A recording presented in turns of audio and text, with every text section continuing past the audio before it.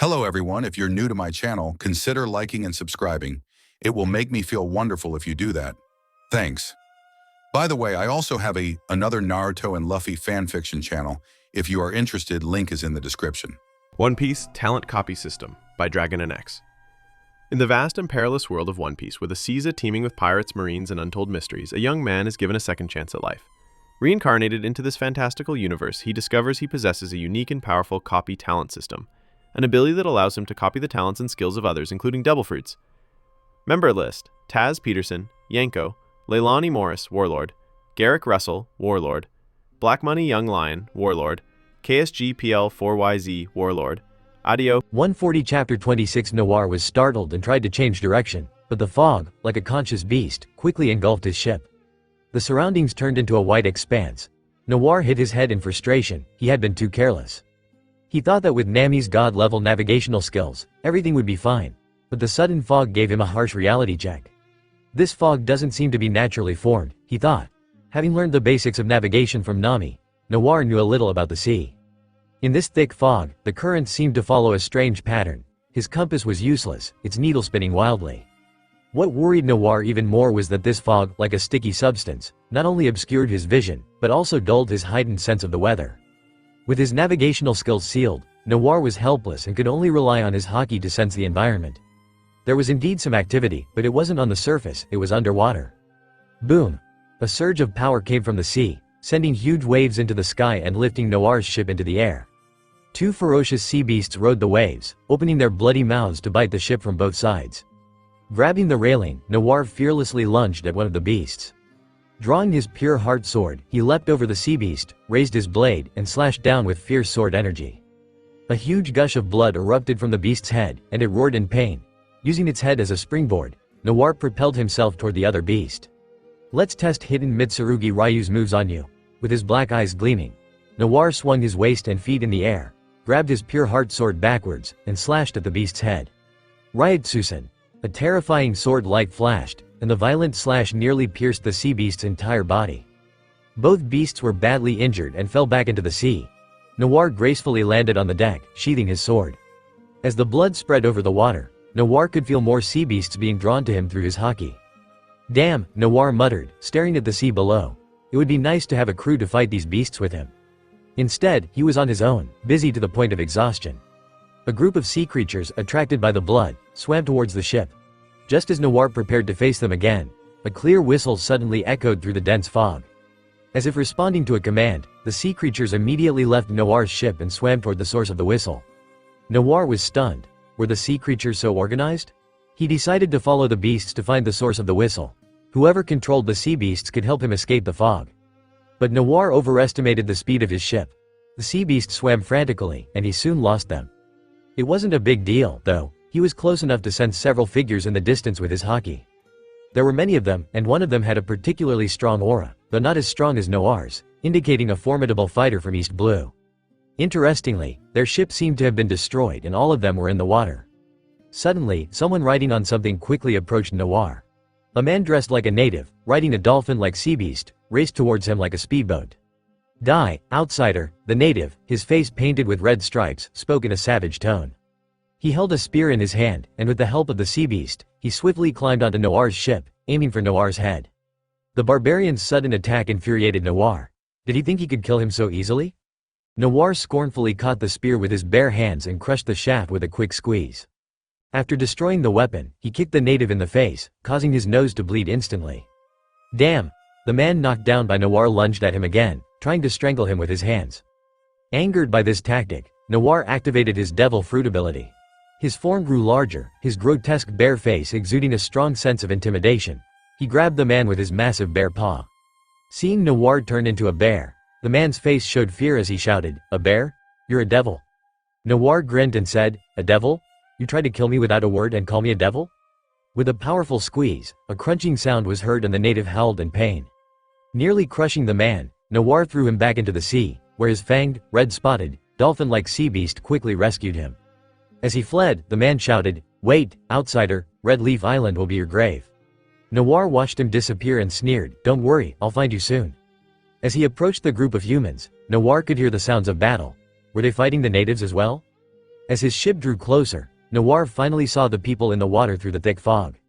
A group of humans riding red-spotted sea beasts held spears in their hands, eyeing their enemies like prey. 4 people were swimming in the water, near the wreckage of a ship that had probably been destroyed by the sea beasts. Despite the ship's condition, Noir recognized it as a pirate vessel by the skull flag floating in the sea. Among the natives was the man Noir had chased away. He whispered something to a leader-like figure who then became angry. Ignoring the natives, who looked like clowns, Noir curiously examined the 4 pirates in the water. A small crew of pirates, not new, but like red-hairs, each a tough character. Among the 4, the face of a young man caught Noir's attention. Noir stared at him and murmured, "That face. Those freckles, they look so familiar. Black hair, black eyes, freckles on his face, and an orange hat with a smiley face and a crying face pattern on it." Noir was stunned. "Is this Ace? Why am I meeting him here?" "Oh, right. If we consider the age, Noir and Ace are the same age. He has set out to sea, and Ace should have become a pirate by now. It's quite normal." Noir saw Ace and his companions looking at him blankly and greeted them, "Hello." Ace saw a large ship approaching, and the ship's owner greeted him. He naturally realized that Noir and those people weren't together, so he said happily, "Hey there, can we come aboard to take shelter? We can't fight properly in the water?" Noir smiled and nodded, saying, "Just in time, I have a grudge against those guys too, come aboard." Ace was delighted. He grabbed a crew member with each hand and climbed aboard the ship, followed by another companion holding a sniper rifle. Back on the ship, the pirates immediately regained their confidence. Ace laughed excitedly towards the sky, standing at the bow and shouting at the natives, "Come on, let's continue the fight." Noir noticed that Ace had been soaked in seawater for so long without any issues, so he understood. It seemed Ace hadn't eaten the devil fruit yet. Otherwise, Ace would have charged up and unleashed a fire fist, turning those guys to ash. The natives, relying on the sea beasts, began to disperse and surround Noir's ship on the water's surface. "You foolish outsiders, thinking you can approach our sacred land and even injure our people." The leader, with the most solid muscles and a face painted with strange red graffiti lines, unemotionally sentenced Noir and his companions to death. Ace shouted angrily, "You guys were the ones who commanded those sea beasts to attack our ship first. You started it." The native who had been taught a lesson by Noir pointed at Noir and the others, shouting, "Casa, stop wasting words with them. Feed them to our scarlet dolphins." The barbarian leader, known as Casa, snorted coldly, took out a wooden whistle from his neck, took a deep breath, and blew it. One of Ace's crew members frowned and said, "There's some sea beasts again." They had fallen for this trick before. Whenever that whistle was blown, many sea beasts would rush up from the sea.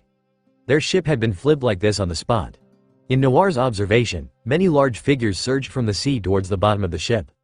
Noir frowned and said, "You guys watch the ship for me. I'll handle the troubles underwater." Noir took a deep breath and jumped into the water just as Ace shouted, "Wait, I'll come with you." The remaining 3 crew members bitterly watched the deck as a group of natives jumped aboard, surrounding them. "Can we talk this out? Do you dare to fight one-on-one?" Underwater, Noir and Ace watched the swarm of sea beasts surging up, and Noir's face darkened. There were just too many of them. These natives had some truly vicious thoughts. Ace clenched his fists, charged into the swarm, and started fighting. Even though Ace hadn't eaten the flame fruit yet, his combat abilities were impressive. A human charging into the swarm of sea beasts barehanded, knocking each sea beast flying with a single punch. His quick attacks against the sea beasts created large bubbles underwater, and wave after wave of enemies were immediately restrained. Not to be outdone, Noir demonstrated his fishman karate. Ever since obtaining the fishman karate training manual, Noir's combat abilities had skyrocketed, but he had never fought underwater before. Noir took a stance, lightly spreading his arms, his palms gently opening, and a blue light seemed to glow at his fingertips, taking on a webbed form. Gunwave. Group Rain. Silently chanting the name of the technique, Noir swung his arms forward with force. The water currents condensed around him, launching like cannonballs. Several powerful water currents became extremely powerful underwater. Each gunwave, as powerful as explosives, struck the sea beast swarm, creating massive disturbances in the ocean. The waves of attacking fish were instantly repelled. Facing Noir's fierce gaze, they hesitated to approach but were unwilling to leave. Ace, holding his breath, couldn't speak, but he stared wide-eyed at Noir, then gave a thumbs up in admiration. Noir proudly raised an eyebrow at him and waved for him to move aside. Ace hesitated, then swam away from the battle, distancing himself from the sea beasts. Noir placed his fists on his waist, then moved his hands along the ocean currents, making an over-the-shoulder throw gesture. Derived from fishman karate, fishman jujutsu allowed for better control of water currents than karate. Sea current over-shoulder throw. With the gesture of an over-the-shoulder throw, Noir grasped the water behind him, sending a torrent of waves forward like a flood. The devastating currents struck the fish swarm. Even the sea creatures couldn't withstand this calamity-like attack, all being driven back to the depths. Noir was thrilled, looking at the dark seabed. He hadn't expected Fishman karate to be so powerful underwater. It was far superior to a certain someone's village policeman combat skills. Ace, seeing the enemies repelled, happily approached and patted Noir, bubbles emerging from his mouth as if he were complimenting him. Noir pointed upwards and Ace nodded, and the two swam back to the ship. Meanwhile, on the ship, Ace's 3 crew members fought defensively against the natives. It must be said that the companions valued by the future Fire Fist Ace were not weak. The 3 fought against many, surprisingly holding on for so long. Many enemies lay on the ground, while they were only lightly injured. One blue-haired youth with a deep blue eye mask said worriedly, "Why hasn't Ace returned? We can't hold on much longer." A man with a skull mask and numerous skull-themed accessories said firmly, "We must hold on until the captain returns. They are fighting the sea beasts. If we can't even hold off these guys, how can we follow the captain?" The last person, wearing a top hat and holding a sniper rifle, fired shots calmly. Enemies fell before they could react. Hidden under the top hat, his face showed no expression, but his eyes suddenly sharpened, and a slight smile appeared as he said, "They're back." Before the words finished, Noir and Ace broke through the surface, jumping back onto the deck. Ace, stretching his muscles, shouted menacingly, "You dare bully my crew? I'm going to settle the score with you all." Upon hearing Ace's bold proclamation, his crew members were so moved that they almost wept. But the faces of the natives turned green when they heard his words. "We bullied your people? Are you blind? Can't you see that all those lying on the ground are our brothers?" Their leader, Casa, looked even more fierce and ordered through clenched teeth, "Capture these guys and offer them to the great shaman." Yes, the natives attacked again, but now that the battle was on the ship, Ace could fully unleash his abilities, especially with Noir's help. The situation quickly turned in their favor. Despite being outnumbered, the poorly armed and averagely strong natives could not withstand their attacks and began to retreat. With no other choice, Casa shouted to his men, "We are no match for them, retreat." Trying to run, Noir's eyes narrowed, and a not yet refined wave of conqueror's haki surged from him, causing a strange disturbance in the air. The fleeing natives shuddered as if they had seen a ghost. Plop, plop, one by one, they fell into the water as if rushing to their deaths. Without a struggle, those who jumped overboard fainted and sank into the sea.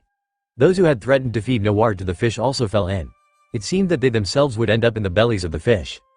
A few who didn't jump foamed at the mouth and collapsed on the deck. Only Casa, trembling and rolling his eyes, managed to stay on his knees without falling.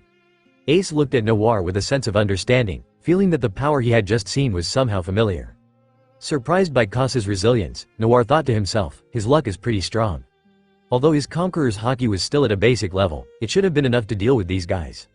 Not too worried, Noir grabbed Casa by the neck and commanded harshly, "Lead the way, I want to meet your great shaman."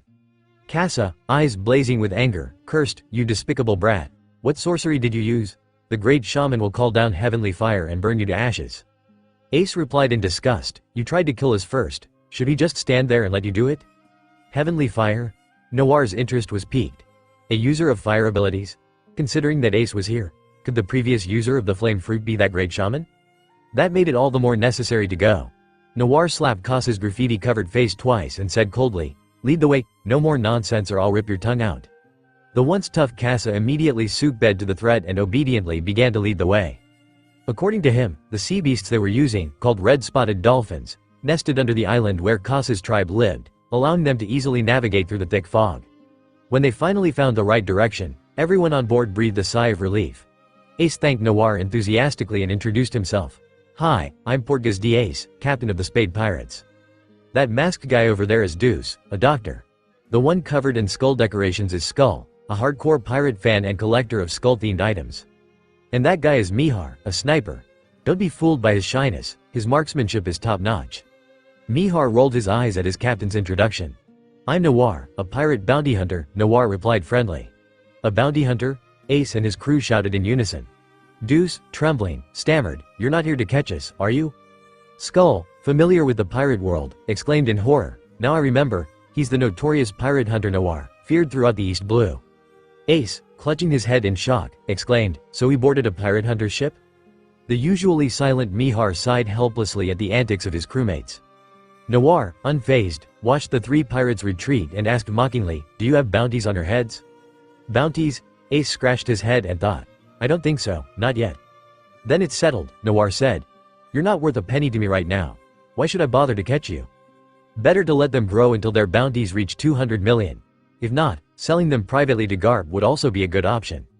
Enjoying his mischievous thoughts, Noir smiled inwardly. Hearing this, Ace relaxed, and the three pirates didn't mind Noir's slight insult. They happily linked arms with him. But if Ace knew Noir's real thoughts, he would definitely punch him in the head. Host has befriended an important character. Reward: 1 gold talent copy card, 10 white talent copy cards, Constitution plus 1/5, and Amaterasu Flames, modified version. Noir was happy to get another gold copy card, and Amaterasu Flames. Weren't those the unquenchable flames from Naruto? He quickly checked the system's description and was stunned. While the basic characteristic remained, burning until the target was completely incinerated, the activation method had changed. No longer dependent on eye contact, the Amaterasu Flames had become a physical ability. Noir could summon and control them by consuming a certain amount of stamina. The downside was that these flames couldn't be projected, they could only form on his skin. To burn someone, Noir would have to make physical contact and transfer the flames. In a brutal way, he could turn himself into a human torch and attack enemies or wait for them to attack him and burn them to ashes. He wondered if there was any power in the pirate world that could stand up to Amaterasu. In Naruto, there were many ways to deal with it, but here, perhaps only the armament Haki could defend against it.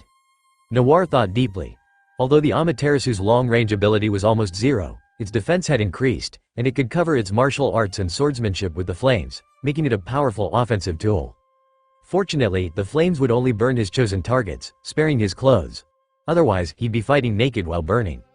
Enjoying the power of the Amaterasu flames within him, Noir turned his thoughts to Ace. Once Ace ate the flame fruit, Noir planned to copy his abilities. Combining the fire of the devil fruit with the Amaterasu flames would make him the undisputed king of flames. A thought crossed Noir's mind and he cast a recognition spell on Ace. Name: Ace, most evil bloodline, gold quality, containing the genes of Pirate King Roger, inheriting the talent for training in Haki and other martial arts. He will face a life-threatening ordeal once in his lifetime, and most of his relatives will suffer misfortune. However, if he overcomes this ordeal, his overall strength will double in a short period of time and he will have extraordinary luck. Brotherhood Pact. Red quality, where the three brothers share a high amount of luck. Whenever one of the brothers dies, the luck of the other two increases, and their abilities and strengths are greatly enhanced. Devil Progeny. A purple quality that increases the efficiency of Haki training and halves the time required to train any skill. It also excels at training devil fruits. Noir hesitated when he saw Ace's 3 talents. Her skills were quite impressive, with 1 gold, 1 red, and 1 purple. However, Noir only had 1 gold and 1 red copy card, and Ace's talents were indeed dangerous. The most evil bloodline could potentially grant the genetic talents inherited from Pirate King Roger, but the life-threatening ordeal was terrifying. In the original story, Ace did not survive this ordeal, leading to his tragic death and the downfall of the Whitebeard pirates. Understanding the Brotherhood Pact explained why Luffy always seemed to narrowly escape death. Noir decided not to copy Ace's talents, as they would probably be of no use to him. He planned to save the copy cards for when they reached the Grand Line and intended to copy Mihawk's swordsmanship talent. That would be the best choice. Ace stared at Noir with genuine sincerity and said, "Noir, will you join our pirate crew?" Noir was taken aback, but smiled and said, "No, I don't want to be a pirate right now." Unwilling to give up, Ace asked, "Why? Being a pirate is great. You can go on adventures all over the place." Noir shook his head and smiled silently. Ace lowered his head, somewhat discouraged, and said, "If you ever change your mind, the Spade Pirates will always be waiting for you. I think the world of you." Noir felt a little touched and replied, "Maybe in the future. Just make sure you don't get defeated and recruited by someone else." Ace confidently thumped his chest, "That will never happen." But Noir silently thought to himself, "That's very likely. Whitebeard would slap you a few times, call you his son, and you would cry your eyes out right then and there." With Casa guiding them, the ship quickly found its destination. The thick fog around them began to change color. Ace, standing at the edge of the ship, marveled at the fog. How strange, the fog is turning pale red. Deuce, wearing a black mask, shivered like a blood fog. Noir frowned, using his super sensory ability, but the deeper they went into the red mist, the weaker the effect of the ability became. In the middle of the red mist, an island of red maple trees appeared before them. The red leaves made the entire island look as if it had been dyed red, and the ground was covered with a carpet of fresh red leaves. Casa looked at the red island and said, "This is Red Leaf Island, where our village lives. The leaves of these trees emit a special mist that makes it impossible for most ships to navigate through. The red mist environment created by these leaves is perfect for the red dolphin. Only they know the routes around the island, so we rely on them for guidance." Noir nodded in recognition. The world was full of wonders, and even Nami's extraordinary navigational talents had met their match. Ace, excited, grabbed his hat and said, "Let's go ashore." Silent Mihar, holding his gun, approached Noir and asked, "Mr. Noir, I'll stay and guard the ship." Observing the usual behavior of Ace and the others, Noir could tell that Mihar often stayed to guard the ship. Trusting Ace's crew, Noir nodded, "That's fine." With that, Noir and 3 others escorted Casa ashore. As soon as they stepped on the ground, Ace exclaimed, "This island is so strange, the ground is covered with soft red leaves." Noir, cautious, used his powers of observation and said, "There are many poisonous insects and snakes here. Can humans really live on this island?" Casa's eyes showed a hint of contempt. These ignorant outsiders have no idea of the holiness of this island. When the terrifying high priest arrives, you will all be reduced to ashes. Casa's face twisted with a sinister expression. Seeing his expression, Ace couldn't help but react. He punched and kicked Casa to the ground, leaving him stunned. "What did I do to deserve this beating?" Bruised and battered, Casa obediently led the way, eventually bringing them to a primitive-looking village. As they entered, people armed with weapons and wearing strange face paint surrounded them from all sides. Regardless of age or gender, everyone had a fierce look in their eyes, staring at the newcomers as if they were prey. Some children were even drooling at the sight. Ace looked around and suddenly turned pale, patting Noir's shoulder and pointing to a corner of the village. "Look." Noir looked and his face darkened.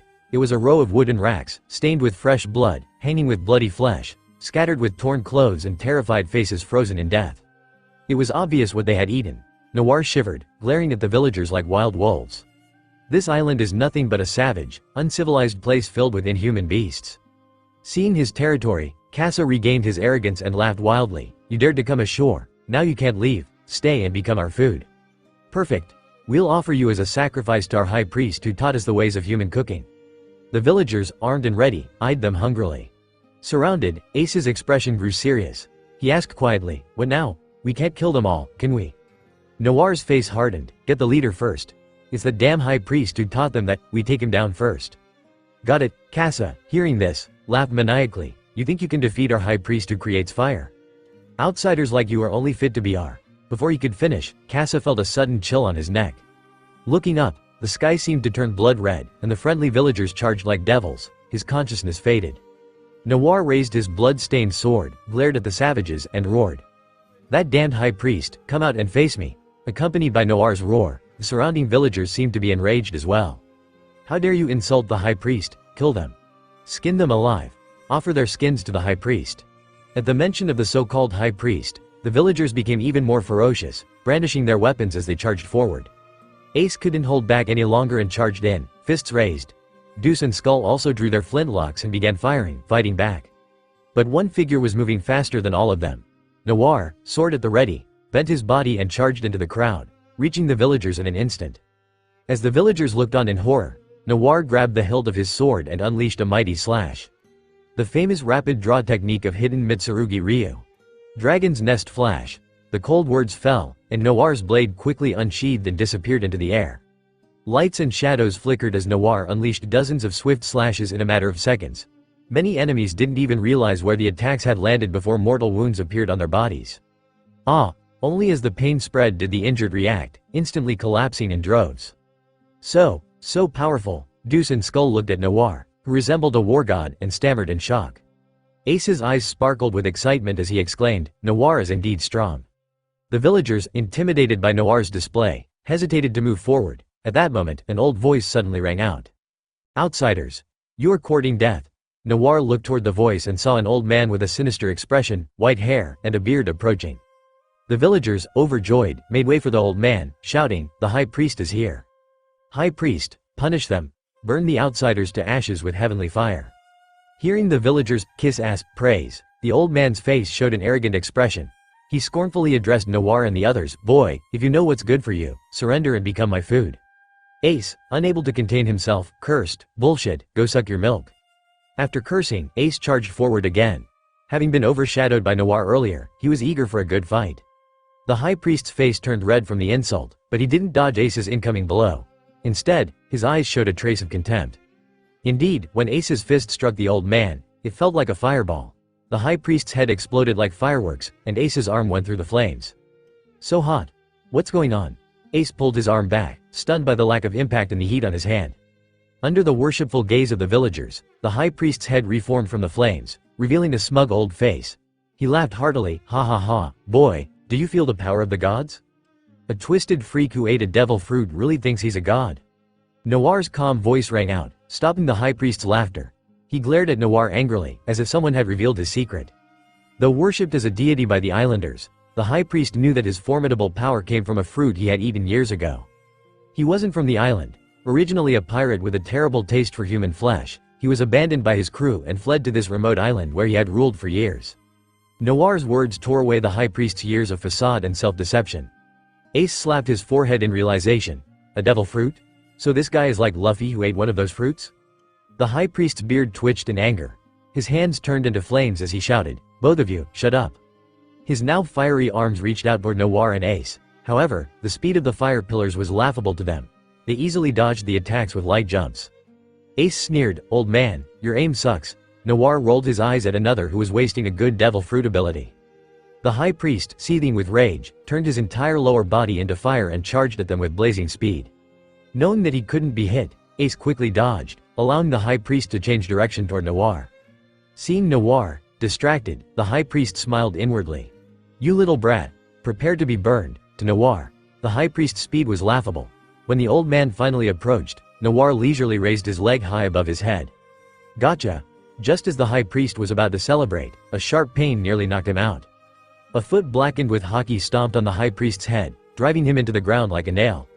"What?" The villagers panicked. Why didn't the high priest's miraculous fire ability work? Ace, impressed and confused, asked, "How could you hit that guy?" Noir smiled at him. "It's called hockey. I'll teach you later." "Really? That'd be awesome." As they chatted, a muffled voice came from under Noir's foot. "Don't get cocky, bastard. I'm not dead yet." The high priest, in a fit of rage, turned into flames and scattered, avoiding Noir's demonic foot. He yelled, "You made me angry, brat." Ace tugged at his ear. "He said you made him angry, Noir." "Oh," Noir replied casually. "Well, ain't I great?" Fervent followers of the high priest, the villagers looked as if they had swallowed dung, while Deuce and Skull stifled their laughter. The high priest, driven mad by the disrespect, unleashed his fire abilities. With his hands raised above his head, he channeled fiery streams into his palms, forming a small sun-like fireball. The orange-red glow intensified, and the hot air blasted everyone present. The villagers, seeing the high priest's magnificent fireball, chanted fanatically. "The high priest is invincible. The high priest is invincible." The high priest's face turned purple-red as he pushed himself to the limit, but he still flaunted his power. "Die, you bastards. This is the power of the gods." But under the firelight, Ace showed no fear, and Noir picked his nose boredly.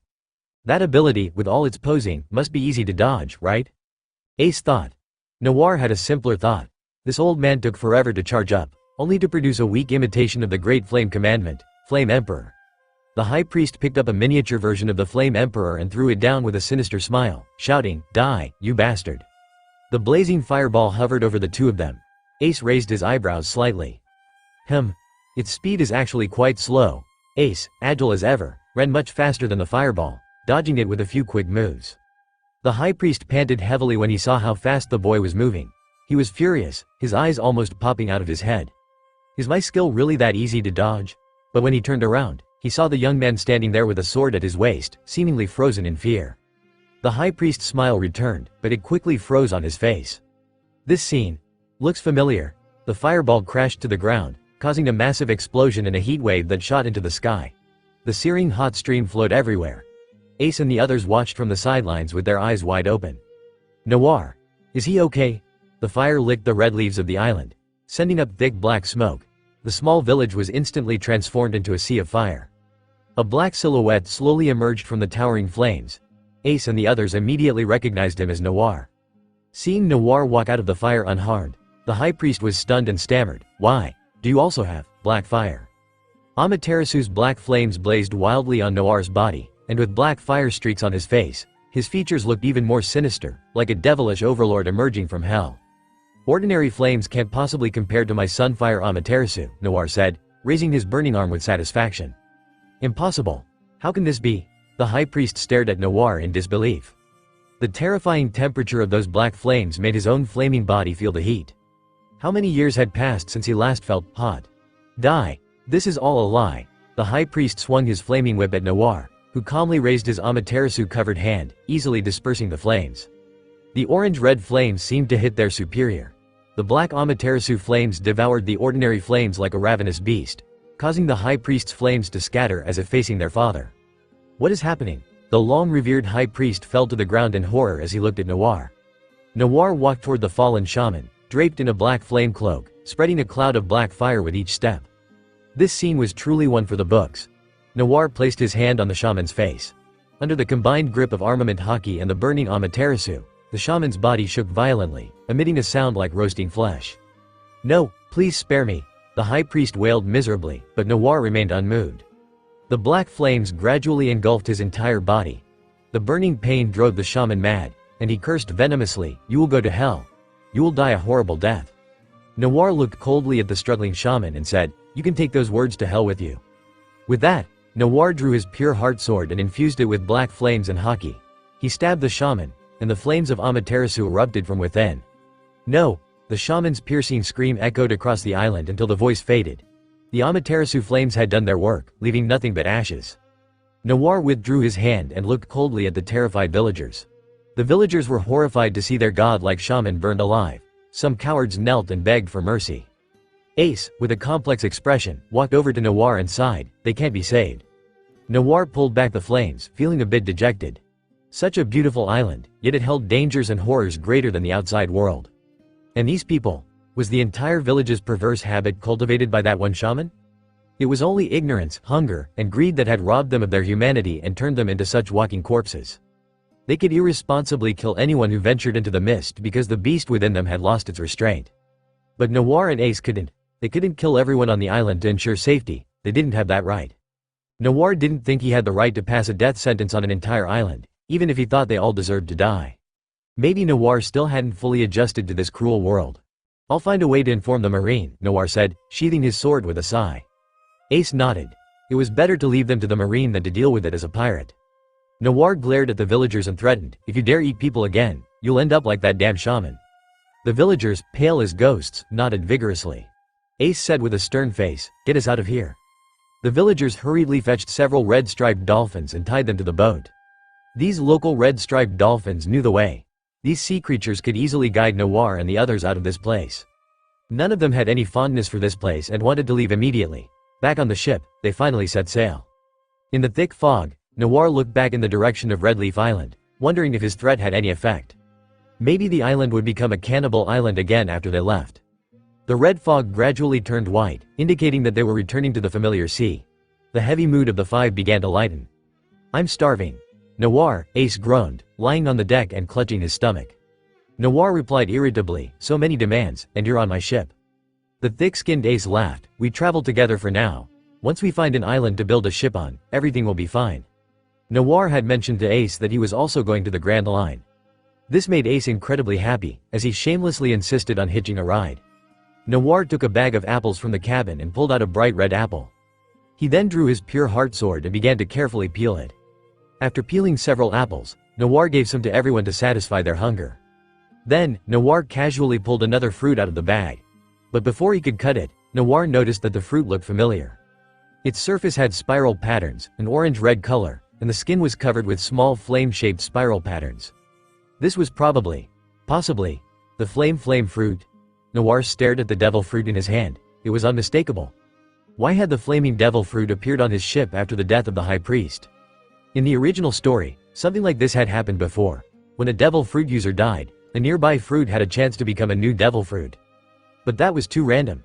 Noir looked strangely at the flame fruit in his hand. Ace curiously looked over and asked, "Strange, this fruit looks really strange, doesn't it?" Noir threw the flame fruit to Ace and said, "This is a devil fruit. It should be a logia-type flame fruit. That high priest had that power." Ace clumsily grabbed the fruit and said, "A devil fruit, like the weird one Luffy ate when he was a kid." The spiral patterns on the skin were as fascinating as black holes. Ace's eyes were glued to the fruit. "So if I eat this, I can turn into fire like that high priest?" Noir nodded.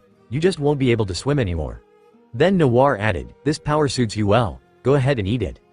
"Me? You don't want it?" Ace was stunned. Noir held out his hand, and a puff of black flame rose. Ace understood immediately. So Noir had eaten a devil fruit as well. Wait a minute. Then why was he able to swim with me before? Ace couldn't figure out the mechanics of the system, no matter how much he thought about it. Looking into the encouraging eyes of his crewmates, Ace finally nodded and said, "Alright, I'll give it a try." With that, Ace grabbed the flame fruit and took a big bite, revealing the orange flesh underneath the skin. It looked quite good. Noir asked curiously, "How does it taste?" Ace's expression slowly stiffened. Then his features twisted together, his eyelids twitched, and his eyes rolled back. Just looking at his expression, Noir and the others felt their teeth ache. Ace struggled to swallow the meat and said, sticking out his tongue, it's horrible. It tastes like burnt poop." Noir couldn't help but laugh at the bizarre comparison.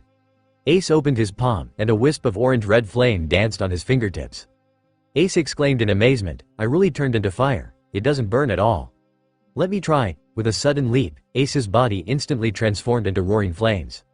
Ace absorbed and compressed the flames into his right arm, then formed a massive golden-red flaming fist, which he swung toward the sea.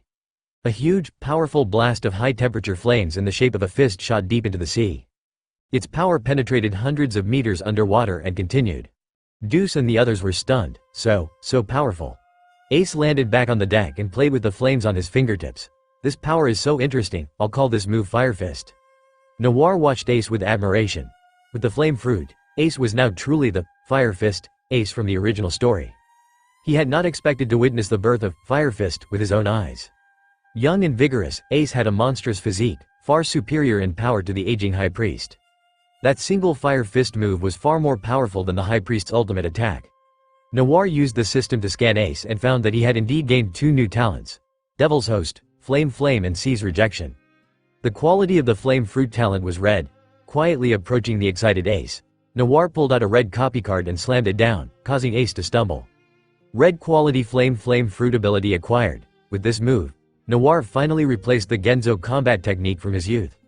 Zone-type Bear Fruit and Logia-type Flame Fruit, Noir was now a true dual fruit user. In the future, when he copied a gold-level fruit from all 3 types, who could stop him? System reminder. Host, the Devil's Host ability, is subject to world rules. The same ability can only exist once, unless the host eliminates the original talent owner. Noir snapped out of his joy and asked nervously, "What does that mean?" The system's cold voice continued.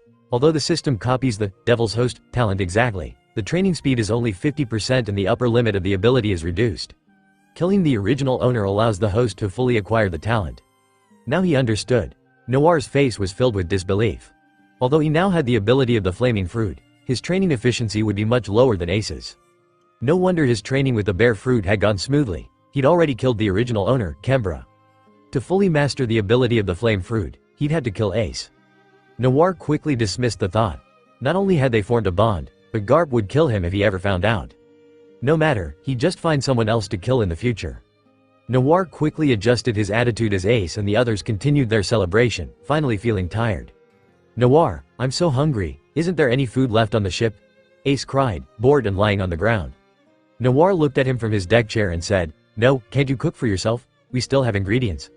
Ace replied dejectedly, "I can't cook. My pirate crew doesn't have a cook yet." Deuce and the others' cooking is terrible. The 3 crew members glared at him simultaneously. "If our cooking is so bad, why do you eat it? Your cooking would probably taste like devil fruit." Noir comforted them, "Just hold on a little longer.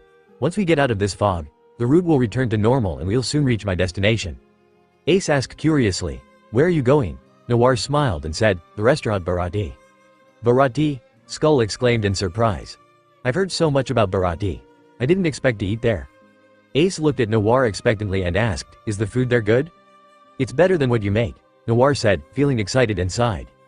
Besides tasting delicious food, he had another goal in Barati. The curly-browed cook, Sanji. He'd met Zoro and gotten flying swordsmanship, then met Ace and got Amaterasu flame. What would he get from meeting Sanji? It should be something to do with cooking or recipes, right? On a calm sea, a large ship sailed steadily along its course. Noir stood at the bow with a map in his hand, excitedly gazing out at the distant sea. "We've arrived." Ace and the others rushed to the bow, their faces full of wonder as they gazed upon the uniquely designed floating restaurant. Although it was called a restaurant, it had the appearance of a huge ship, with fish-shaped figureheads at each end. The ship was quite spacious, obviously able to accommodate many diners. Ace cheered, "Let's go, time to disembark and eat." The ship docked at Barati, and Ace eagerly led everyone ashore. Noir turned to the cool and aloof sharpshooter, Mihar, and asked, "Aren't you coming ashore to eat?" Mihar shook his head and replied in a deep voice, "Just have the captain bring me something." Noir shrugged and then caught up with Ace, who ran ahead. The four of them pushed open the door and entered the restaurant. From the outside, Barati looked extravagant, but inside it looked like a high-end restaurant. Clean. That was Noir's first impression upon entering. Hygiene is a basic requirement for any restaurant, and Barati certainly met that standard. Noir, Ace, Deuce and Skull. Mihar found a table and sat down. Soon a neatly dressed waiter approached with menus in hand and a smile on his face. "What would you like to eat, gentlemen?" Ace picked up a menu and started to look at it, but when he saw the prices, the three of them simultaneously turned their eyes to Noir. Since they had no choice, since their ship had sunk and all their money was gone with it, they relied on Noir, who had become the big spender. Noticing their eager gazes, Noir generously said, "Order whatever you want. I've got money." With the financier's approval, Ace's restraint was unleashed. With a swagger, he tossed the menu aside and said, "One of everything." The waiter looked at them as if they were crazy, but his tone quickly turned cold as he said, "I'm sorry, but even though we are a restaurant, we don't welcome such waste." Noir was also taken aback and asked, "Can you really eat all that?" For the first time, Ace showed an emperor-like aura, and even Deuce and Skull adopted a masterful demeanor. When it came to eating, Ace's expression changed from his usual nonchalance to one of seriousness. The change in their demeanor was as dramatic as a certain bald teacher going into serious mode. With one hand on his chin and a sharp stare, Deuce said, "Noir, you got to understand, when it comes to food, we are unbeatable." Ace slapped the table and confidently told the waiter, "Don't worry, we'll eat everything, not a crumb left." With this assurance, the waiter, despite his disbelief, had no choice but to comply. Soon a sumptuous feast was brought out by the waiters and quickly filled the table. What followed left everyone in the restaurant gasping in amazement. Ace and the others devoured the food like starved ghosts, not even bothering with utensils, just shoveling the food directly into their mouths along with the plates. Then spitting the plates out. Noir felt out of place eating with a fork, given the bizarre scene in front of him. With his mouth full of meat, Ace muttered, "Noir, hurry up, you'll miss out if you don't eat fast." "What are you saying?" Noir asked, a vein popping out of his forehead. As the food ran out, the trio didn't slow down, but became even more ravenous. Even the food in front of Noir was snatched by a sinful hand. No way. Noir barely had enough to satisfy his appetite. Back then, he was the undefeated food champion of his school, earning the nickname Food Emperor, and the bane of the school cafeteria. How could he lose to those guys? Dropping all pretense of elegance, Noir stood up, put one foot on the table, and entered the fray, battling Ace for the food. The food devourers made their official debut as the restaurant's patrons looked on in pity. "Look how hungry these kids are." Even the waiter was ashamed of his earlier judgment. Seeing these obviously malnourished individuals, his previous comments seemed completely inappropriate. The commotion caused by the four was no small matter, and the kitchen was essentially at war. A waiter, drenched in sweat, burst into the kitchen and shouted, "These customers have ordered another full menu." "What? You've got to be kidding. They already ate enough for 20 people. Damn it. My chef's pride is on fire. No way will I lose to them." Several burly chefs in hats and uniforms dashed around the kitchen, quickly preparing an array of exquisite dishes. Despite their frantic pace, they were all exhausted and drenched in sweat, but they still couldn't keep up with the speed at which the food was being consumed outside. For a restaurant, not being able to serve food fast enough for customers was a great embarrassment. Especially when the entire kitchen crew was on the job and still couldn't keep up with just one table. The cook swore that those four ate more than all the other customers combined in a day. Amidst the chaos, a young, sharply dressed man with a distinctive eyebrow appeared in the kitchen. His eye was partially covered by blonde hair, while his visible eyebrow formed a distinct swirl that seemed hypnotic if stared at for too long. Sanji, Barati's young sous chef, stood in the chaotic kitchen with authority and commanded, "Calm down." Everyone immediately fell silent. With a serious expression on his face, Sanji ordered, "Assign 2 more cooks to take care of these guys' meals. I'll go outside and check the situation." Sanji went out and quickly located the conspicuous group of 4. At their table the fight for food raged on. Deuce and Skull were almost wrestling, while Noir and Ace had flames shooting out of their hands. Sanji approached, his mouth twitching at the sight. As someone who valued dining etiquette, he didn't particularly appreciate the group's table manners. However, Sanji was also magnanimous and would not impose his standards on others. Anyone who was hungry and came to this restaurant was his guest. But this level of eating frenzy was something Sanji had never seen before. Sanji looked at the 4 and asked with a touch of grace, "Are you enjoying your meal?" Noir immediately recognized Sanji's distinctive eyebrows. Waving his steak, Noir replied contentedly, "Not bad, but you're serving a little slow. We're just getting started." Sanji's eye twitched. Just getting started? If they really started, the heads of the kitchen staff would be on the chopping block. When he heard Noir's words, Sanji was quite surprised. According to the law of conservation of energy in the world of One Piece, a person's strength could be measured to some extent by how much they ate. Noir and Ace had absurdly strong physiques, and even Skull and Deuce were far beyond normal humans. So it wasn't embarrassing to eat a lot, but Sanji wasn't aware of that. He just felt that this group was incredibly formidable. It was an important challenge in his career. Noir wiped his mouth and activated the system to check Sanji's talents. Name: Sanji Master Chef. Red talent: his love and talent for cooking makes him more focused and efficient in learning culinary skills. The food he prepares is more delicious and enticing. Black leg chef. Red talent: as an excellent chef, he never dirties his cooking hands. As a result, his lower body undergoes rigorous training, allowing him to incorporate cooking techniques into his fighting style, making his kicks far more powerful than average. Friend of women. Purple talent: obsessed with women. When his teammates are female and the enemy is of the opposite sex, his combat power can increase based on the woman's charm, potentially multiplying many times over. If the enemy is female and the teammates are also female, Sanji's combat power will decrease based on the woman's charm, possibly going negative. If the enemy is female and the teammates are also female, his combat power decreases based on both the enemy's and the teammates' charm, potentially dropping to 0. Impressive. Noir felt that he had learned something new today. It was the first time he had seen such a detailed talent description. Although it was long, considering Sanji's flirtatious nature, the meaning was quite clear, consisting of 3 scenarios. If Sanji's teammate was a woman, like Nami, and the enemy was Zoro, Sanji could get a boost and possibly defeat Zoro instantly. But if his teammate was Zoro and the enemy was Nami, Sanji's battle power would likely drop to negative, causing him to mistakenly attack Zoro.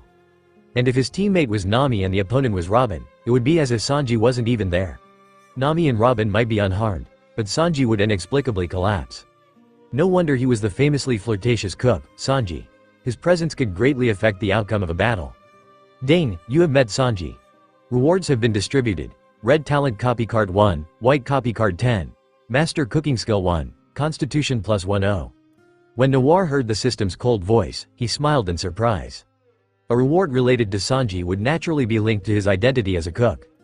In an instant, it felt as if an enormous amount of knowledge had been poured into Noir's mind, as if his hands had been wielding a kitchen knife for many years. Even the food he had just praised seemed mediocre. It was as if a voice was echoing in his head, "I could do better." The flavor quality dropped significantly, the presentation of the food became noticeably sloppy, and some dishes even made Noir want to curse. Frowning, Noir said, "May I see your kitchen?" Sanji's eyebrow twitched and he replied, "Sorry, sir. Only chefs are allowed in our kitchen. Do you have a problem with our food?" Noir nodded and pointed to the food on the table. "The ingredients and techniques used in these dishes are getting worse and worse. I just want to see how you prepare them." Sanji, though slightly annoyed by Noir's blunt criticism, remained calm. Even though the kitchen was working under a tight deadline, every dish served to the customers was to the chef's satisfaction. Sanji had faith in the standards and precision of his restaurant's cooks. Otherwise, Barati wouldn't have gained such a reputation in the East Blue.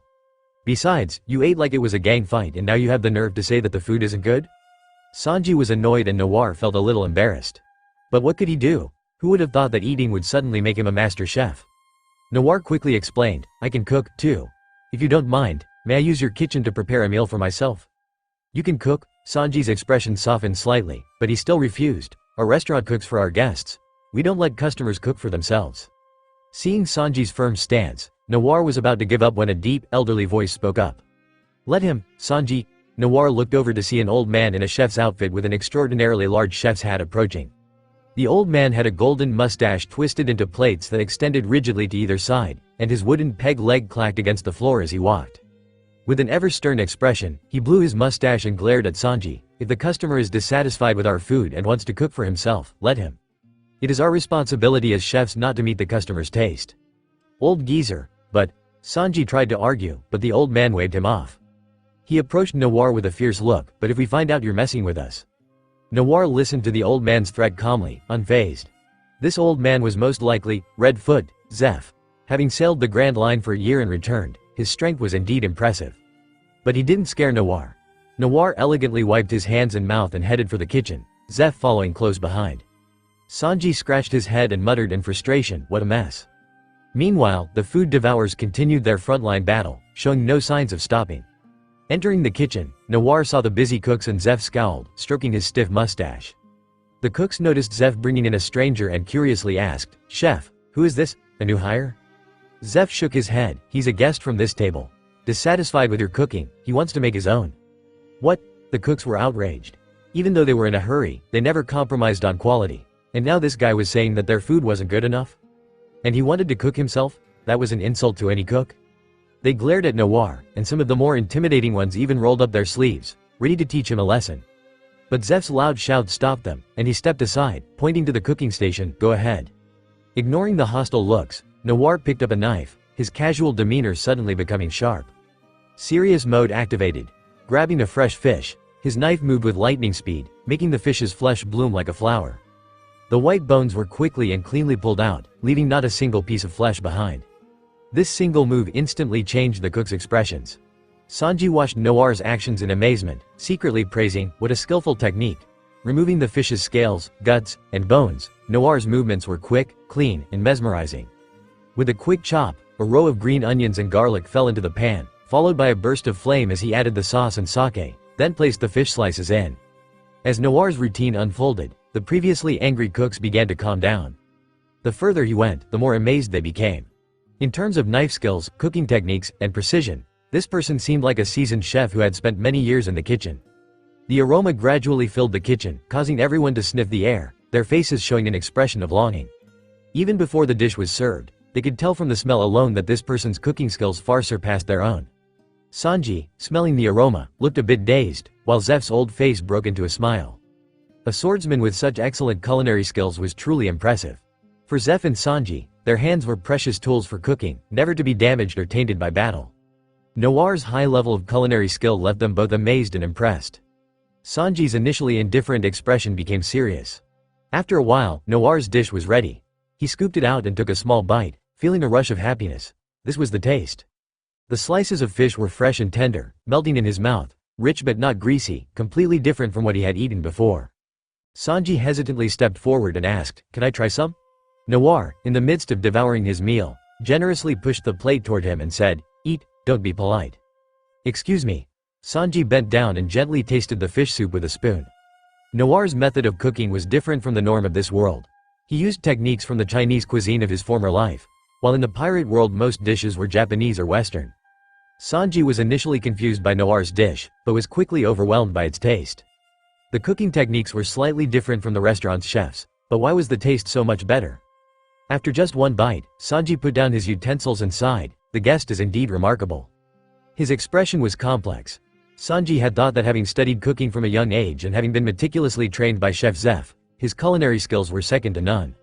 But today, Noir's presence had given him a humbling reality check. At 17, Sanji was at an age where he thought he was invincible, but this incident had tempered his arrogance. Zeph, seeing this, felt deeply satisfied.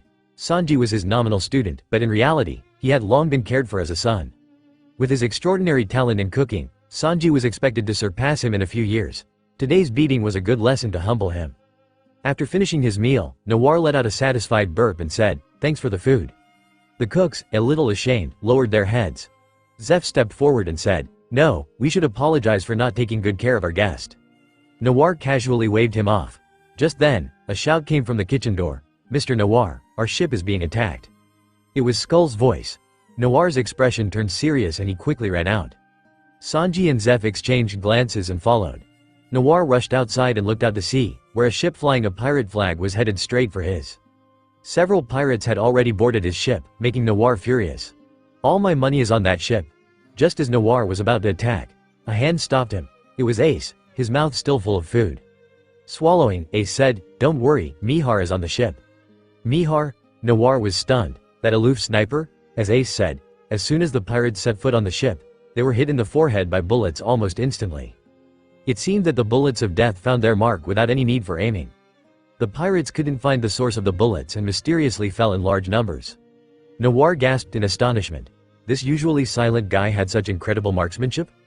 Ace proudly said, "Mihar has unparalleled sniper skills, capable of hitting any enemy no matter how well they hide or how far away they are."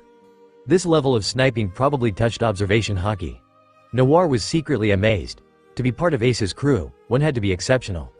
Then Ace started to stretch and said fiercely, "Leave it to me, I'll sink this pirate ship."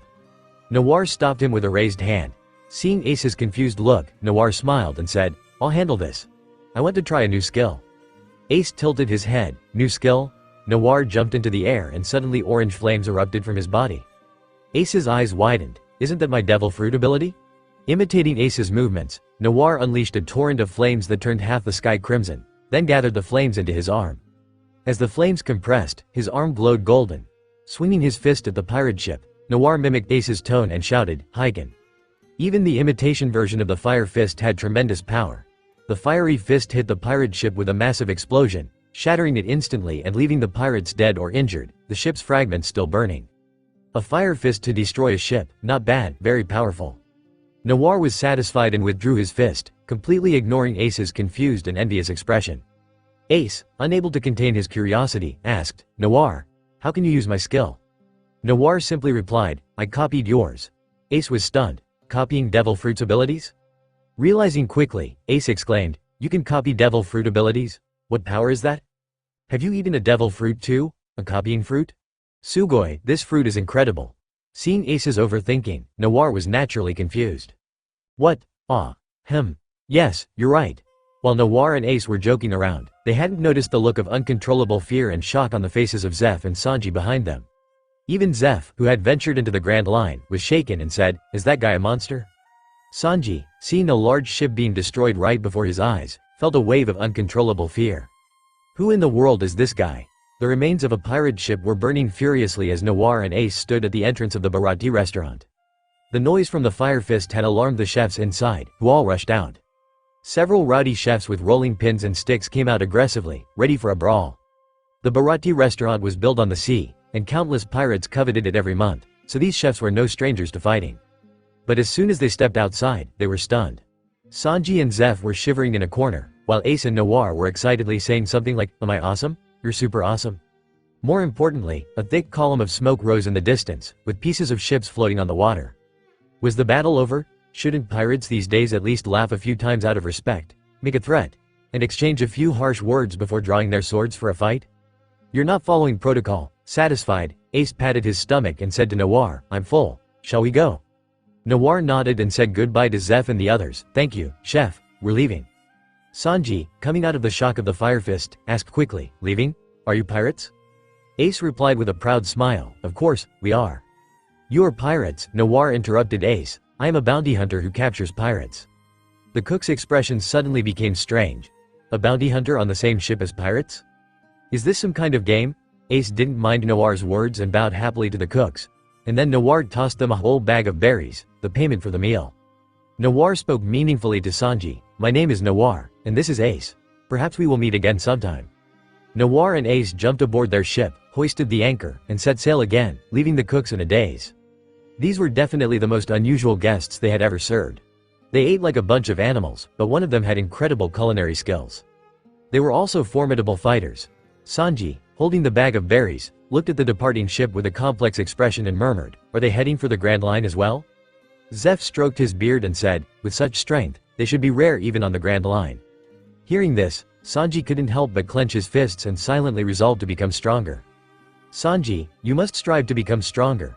The lifelong dream he shared with the old man, the wondrous all-blue sea, might be on the Grand Line. Back on the ship, Noir picked up the map again and thought about the next part of their journey. Ace, energized after his meal, pointed to the vast sea ahead and shouted, "Set sail, to the Grand Line." Watching the enthusiastic Ace, Noir couldn't help but pour cold water on him. "Before we enter the Grand Line, we must first go to Logia Town." Logia Town, hearing the name of this city, Ace's smile slowly faded. At the mention of Logia Town, he thought of the name he had loathed since childhood, Gold D. Roger, his biological father. The birthplace and deathplace of the pirate king Roger, known as the City of Beginning and End. Ace, a bit grumpy, asked, "Why do we have to go there?" Understanding his feelings, Noir explained, "To get you a new ship, of course. Do you expect me to go with you all the time?" Ace, pouting, muttered quietly, "Not that I would mind." Noir gave him a look and said, "There's actually something more important. We need to find a log pose." "A log pose?" Ace asked, confused. "A navigational compass? Don't we already have one?" Noir shook his head and was about to explain when Mihar, who had been silent, suddenly spoke up, "I've heard of it. I've heard that the Grand Line has complex and ever-changing weather, making it difficult to determine direction. Ordinary compasses are useless. Only special log poses can guide the way." Surprised, Noir looked at Mihar, who had spoken at length. He was right. In the original story, Luffy's crew had recklessly entered the Grand Line without even a log pose. Noir didn't want to make the same mistake. Stretching out comfortably, Noir said, Logatown, being the gateway from East Blue to the Grand Line, should have both ships and log poses. Considering the importance of the Grand Line adventure, Ace had no choice but to agree with Noir's plan. Logatown. People walked the streets with smiles on their faces, merchants shouted and citizens haggled, creating a lively atmosphere. In the shadows, some individuals, their faces well hidden, moved cautiously. Marine patrols could often be seen in the streets, moving in orderly groups. It wasn't long before the Navy would drag out pirates hiding in the darkness, those who had secretly come ashore. The townspeople lived in harmony, and the pirates behaved themselves under the watchful eye of the Marine, fearing detection and capture. Compared to other islands and towns in East Blue, Logatown's security was much better. Residents knew it was all thanks to the local Marine captain stationed here a few years ago, known as Smoker the White Hunter. Like a guillotine, Smoker guarded the entrance to Logatown, greatly reducing the number of pirates who dared to enter the Grand Line. At the Marine base, the door to a smoky office was opened by a Marine soldier who saluted, looked at his superior with admiration, and said, Captain Smoker, the new batch of pirate bounties from East Blue has been issued. Smoker, 2 cigars in his mouth, looked down with a calm voice, got it. Casually flipping through the bounty posters, the soldier continued, the East Blue branch mentioned a pirate named Ace who hasn't been defeated since he set sail, but his crew is only 4, so there's no bounty on him yet. Smoker raised an eyebrow and said, Ace, a pirate crew of 4 is nothing special. The soldier hesitated and said, but, it seems that the one known as the strongest pirate hunter in East Blue, Noir, has also joined his crew. Smoker sneered, a pirate hunter? Just a bunch of desperate dogs chasing after bounties. The so-called strongest in East Blue? HMPH, as long as I'm in Logatown, no pirate will leave here unscathed. Hula! Noir exclaimed happily as he pushed the pile of tiles in front of him. Ace, Skull, and Mihar immediately showed expressions of frustration upon hearing this. Deuce, who was sitting nearby and itching to play, pushed Ace and said, move aside, it's my turn. Ace angrily pounded the table and shouted, this isn't normal. Why can't I win just once? Noir, grinning, teased, blame your bad luck. Ace, unable to tolerate the comment, burst into flames, ready to challenge Noir to an offline duel. The days at sea were boring. One day, out of boredom, Noir had taken the trouble to create the popular game from his former life, shogi. Its entertainment value was surprisingly high. Everyone except the single-minded Ace played shogi quite smoothly. As Noir and Ace bickered, time passed quickly and they finally reached their destination, Logatown. Still socially anxious, Mihar stayed behind to guard the ship while Noir and the other 3 disembarked. After landing, Noir tossed a large bag to Ace and said, we'll split up. You pick a ship you like, and I'll go to the black market to buy the log pose. Ace took the bag, opened it, and saw that it was filled with berries. He said gratefully, thanks, Noir. Noir waved him off. After being a pirate hunter for so many years, he had saved up quite a bit of money. But ever since he had met Ace, treated him to meals, and financed the purchase of his ship, the money had flowed out like water, and his wallet had gotten lighter and lighter. Looks like he'll have to take on a few more jobs once they enter the Grand Line. Ace, Deuce and Skull went to the shipyard on the island, while Noir went to Logatown. The streets were peaceful, and the townspeople all had smiles on their faces, showing that they lived well from day to day. Noir enjoyed the atmosphere, strolling lazily down the street and soaking up the warmth of the people of Logatown. Speaking of which, it wasn't surprising that Logatown was such a peaceful scene. As the birthplace of Pirate King Roger, the Marine consciously or unconsciously kept an eye on this place. Moreover, the Marine's leader here was known as Smoker the White Hunter, a newcomer to the village. In Noir's understanding, placing Smoker in East Blue meant having a solid gatekeeper for the region. As a Logia-type devil fruit user, Smoker's abilities were unstoppable to East Blue pirates who hadn't even heard of hockey.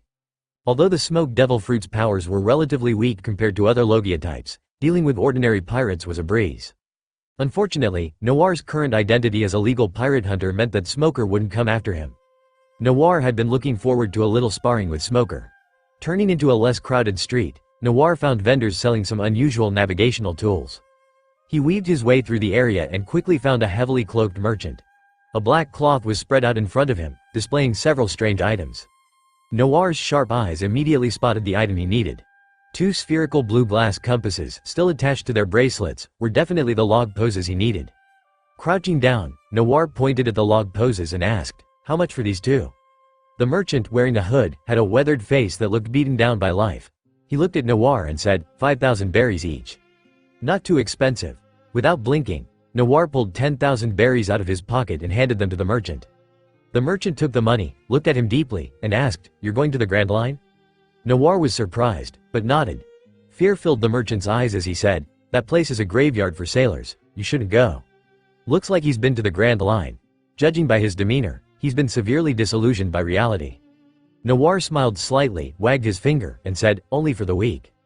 The merchant, angered by this, snorted and turned away, ignoring him. Noir didn't mind. His task done, he decided to look around. The Pirate King's execution platform. Noir left the street and, after asking for directions, soon found his way. This place was a historical site. The strongest pirate in the world, who had sailed around the globe, had been publicly executed here. It was also the official beginning of a dark, yet infinitely promising great pirate era. Following the directions of the townspeople, Noir found the execution platform. Unlike Luffy, he didn't climb up to feel it. He just stood below it and looked at it from the perspective of a spectator. Even from this angle, he could feel the shock of the Pirate King's execution. Speaking of which, the spectators of the Pirate King's execution all became strong individuals. This fact proves that watching great events not only brings joy, but also makes one stronger.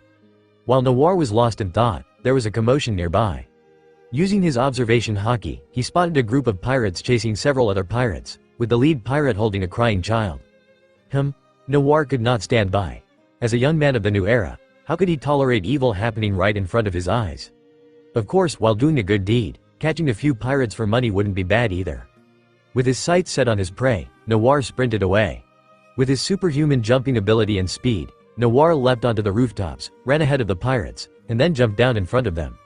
Among the Marines behind him, a sweet-looking girl with glasses was leading the team. The fearful Tashigi glared at the pirates. How dare they kidnap a child in broad daylight? Do they think the Marines don't exist in Logatown? Tashigi gathered her courage and ran after them, but before she could catch up, someone suddenly blocked the pirates. Thinking it was a kind-hearted citizen, Tashigi shouted, "Get out of the way, they have weapons."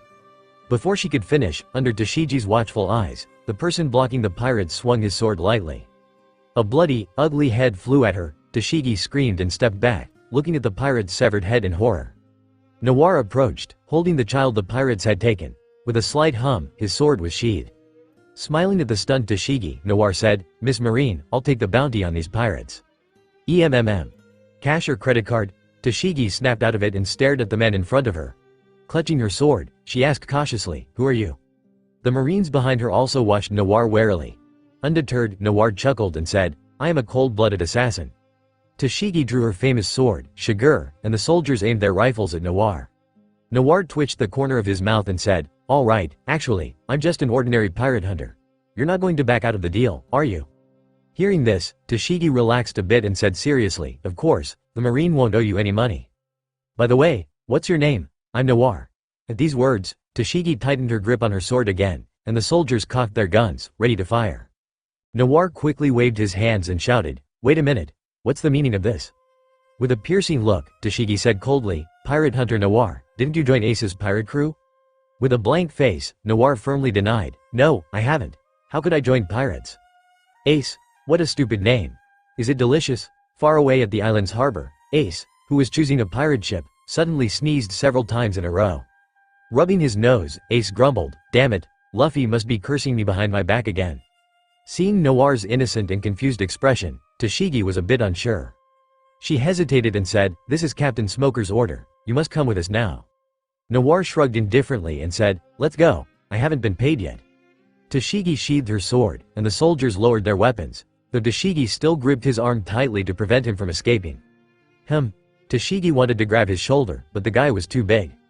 From a distance, they didn't look like a soldier arresting a criminal, but rather like a mafia boss strolling with his little wife. Noir walked ahead with his hands in his pockets, while Tashigi followed close behind, looking serious and demure. The townspeople watched the odd couple with curiosity and whispered, "Is man Tashigi in love? My crush? My heart is broken? That guy's really good looking, isn't he?" Although they spoke softly, Noir heard them clearly with his advanced observation haki. Noir said helplessly, "Can we keep some distance? This looks too ambiguous." Tashigi glared at him and said, "We haven't confirmed if you're a criminal yet. I can't let go." "Fine. That girl is so stubborn, isn't she? The host has met an important character. Rewards will be issued. 1 pair of color-changing flashy sunglasses and 10 white talent copy cards." Hearing the familiar system prompt, Noir raised an eyebrow in surprise. Getting caught counts as meeting someone. What are these color-changing flashy sunglasses? The name sounds cool though. Noir eagerly looked at the sunglasses in the system room, while deeply questioning the usefulness of the white copy cards the system gave him. What good is a white talent copy card? Considering Noir's current strength, white talents were of no use to him. Sensing Noir's dissatisfaction, the system was silent for a long time before speaking again. System functions detected insufficient for host. Commencing upgrade. System upgrade will take 72 hours. During this time, the copy function will be unavailable. What? I complained enough that the system is upgrading. Noir was overjoyed. The system had been a great help in making him stronger. An upgrade should provide more services, right? Only 3 days? No problem. The news of the system upgrade put Noir in a good mood, even making the girl with glasses next to him look prettier. While Noir was successfully arrested by the Marine, Ace ran into some trouble. Everything had gone smoothly. Ace and his 2 companions had chosen a ready-built ship, even paid for it, and only needed to change its appearance a bit before setting sail. But Ace, being Ace, insisted on eating before the ship was ready, and as a result, Ace's bounty poster had just been distributed by the Navy. A bounty of 40 million berries, and the information on it was from before Ace had eaten the flame fruit. Who knows what Ace had done before that? The moment Ace entered the city and walked into a restaurant, he was recognized and a large contingent of Marines came after him. With a swarm of Marines chasing them, Deuce yelled in frustration, why did Ace's bounty poster have to come out now? Dodging the barrage of bullets behind him, Skull yelled, the Marines have too much firepower. With bullet holes sometimes appearing through the flames on his body, Ace said cheerfully, I think it's okay. That's because they can't hit you, Deuce and Skull shouted angrily at the carefree Ace. As the 3 fled, they suddenly saw a man on a flashy, smoking motorcycle blocking their way. The man raised a strange-looking weapon and charged straight at Ace. Ace watched the man attack him and remained indifferent. After all, his logia ability made him immune to physical attacks. But to Ace's astonishment, the Marine's weapon didn't penetrate his body as expected. The jute slammed into Ace's chest, shaking his internal organs. Blood rushed to his mouth, but Ace forced it back down. Wiping his mouth, Ace clutched his chest, the smile fading from his face, and stared coldly at the cigar-chomping man before him. The smoker, exhaling white smoke, looked at Ace with disdain and said, Pirate Ace, so you ate a logia devil fruit, too. But it doesn't matter. No pirate from the East Blue can get past me. High-temperature flames erupted from Ace's body, a sunny smile on his face, but his eyes were like those of a predator. Is that so? But I'm going through. The flames intensified, and Ace's body seemed to explode with fiery power, the flames attacking like the fangs of a demon. Smoker snorted coldly, his body shrouded in white smoke, surging forward to meet the flames. For a moment, smoke and fire intertwined, like 2 ferocious beasts tearing at each other. The elemental storm of fire and smoke grew larger, reaching the sky, visible to everyone in the city.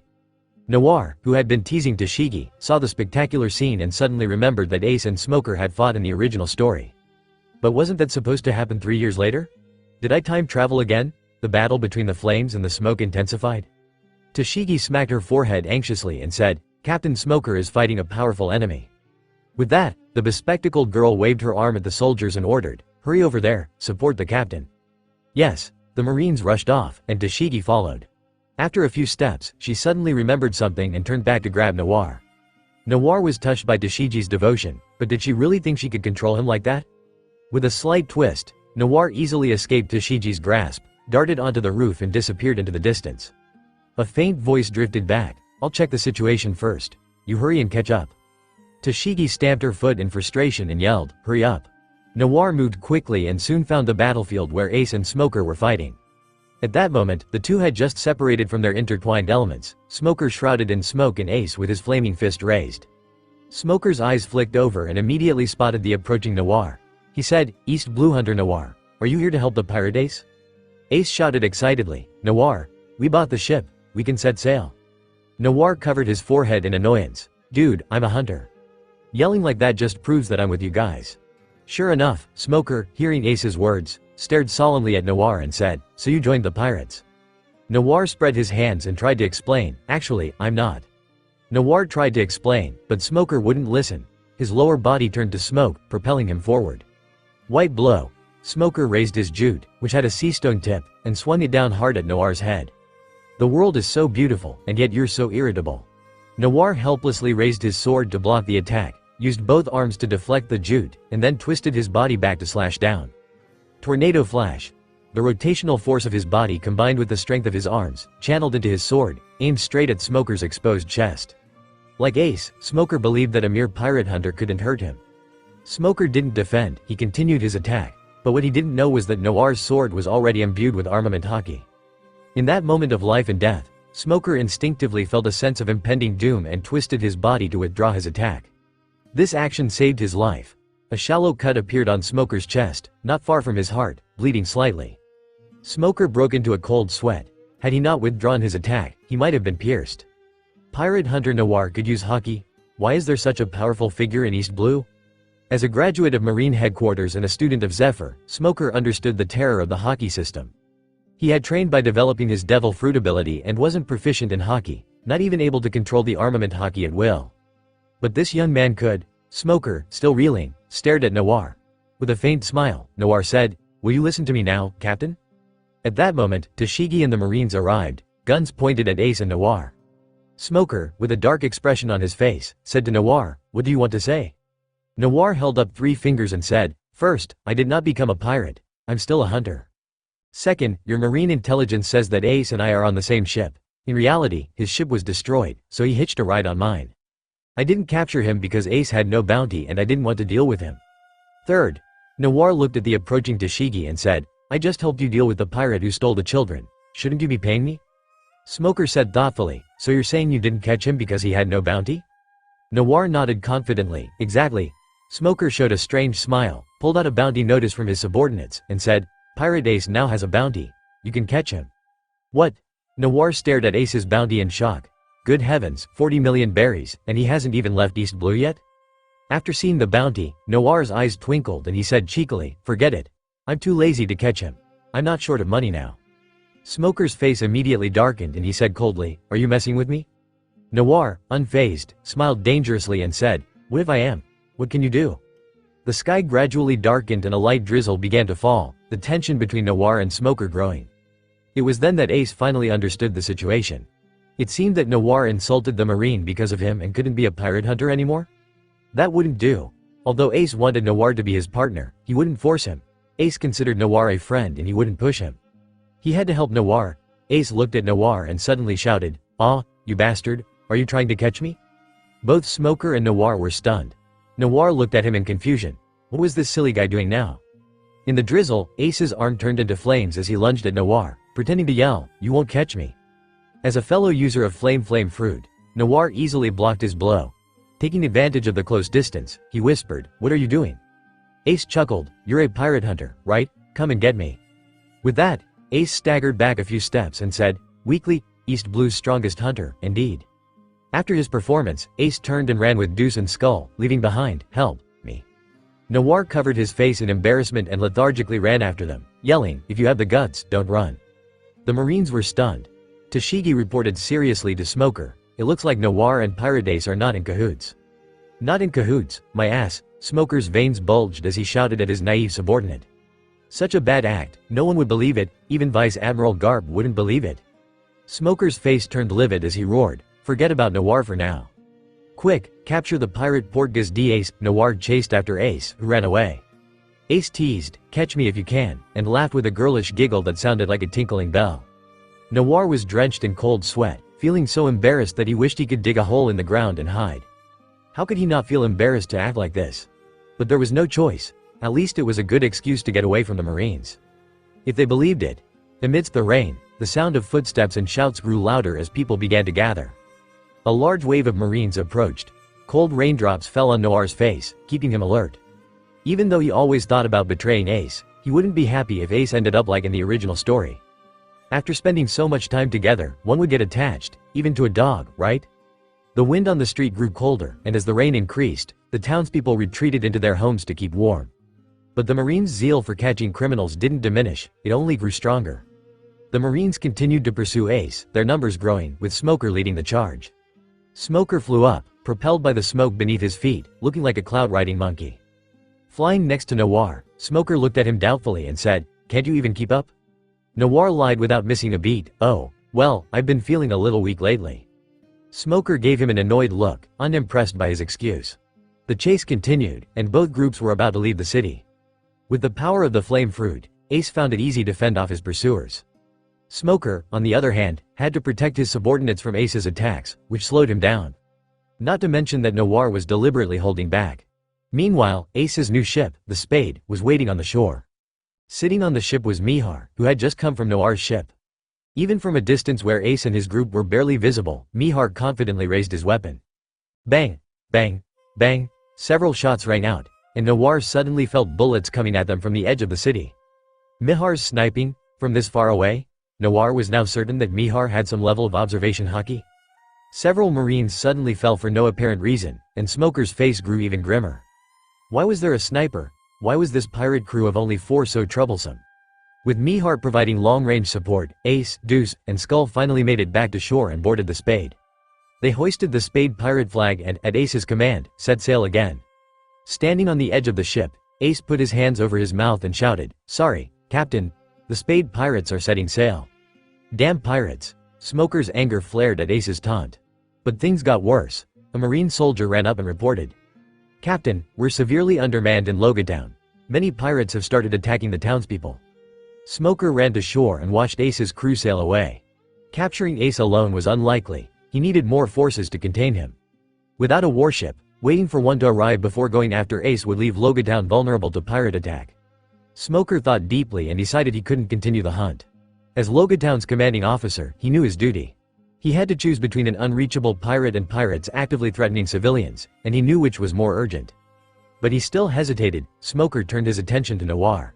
Noir, though outwardly calm, felt uneasy. He had just thought about sailing away and now the Smoker was staring at him. Smoker approached Noir and said, "You're a pirate hunter, right? Whenever you bring me pirate Ace, I'll pay you double the bounty."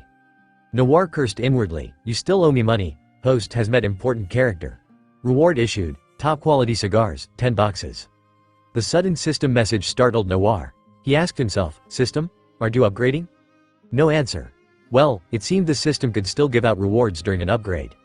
Noir gave Smoker a small smile, then boarded his ship and went after Ace's crew. Tashigi asked Smoker hesitantly, "Is he really going after the pirate?" Smoker, with a grim expression on his face, shook his head and directed the soldiers back to the city, saying, "I do not expect him to catch the pirate. I only gave him a promise to remind him that he's a hunter, not to get involved with criminals. Let's go, arrest the pirates in town, and increase Portgas Ace's bounty." The rain intensified and thunder rumbled through the dark clouds. The storm on the sea grew more menacing, and compared to the vast ocean, Noir and Ace's ships seemed like mere boats. Noir caught up to Ace's ship, used his navigational skills to guide them, and gave Ace a log pose. Not far from Logia Town was Reverse Mountain, and using the maps Noir had purchased, he quickly plotted a course. After fighting the storm for what seemed like an eternity, they finally saw something different. The massive rock formation of the Red Line seemed to rise from the sea, standing tall in the rain, unyielding even to the giant waves crashing against it.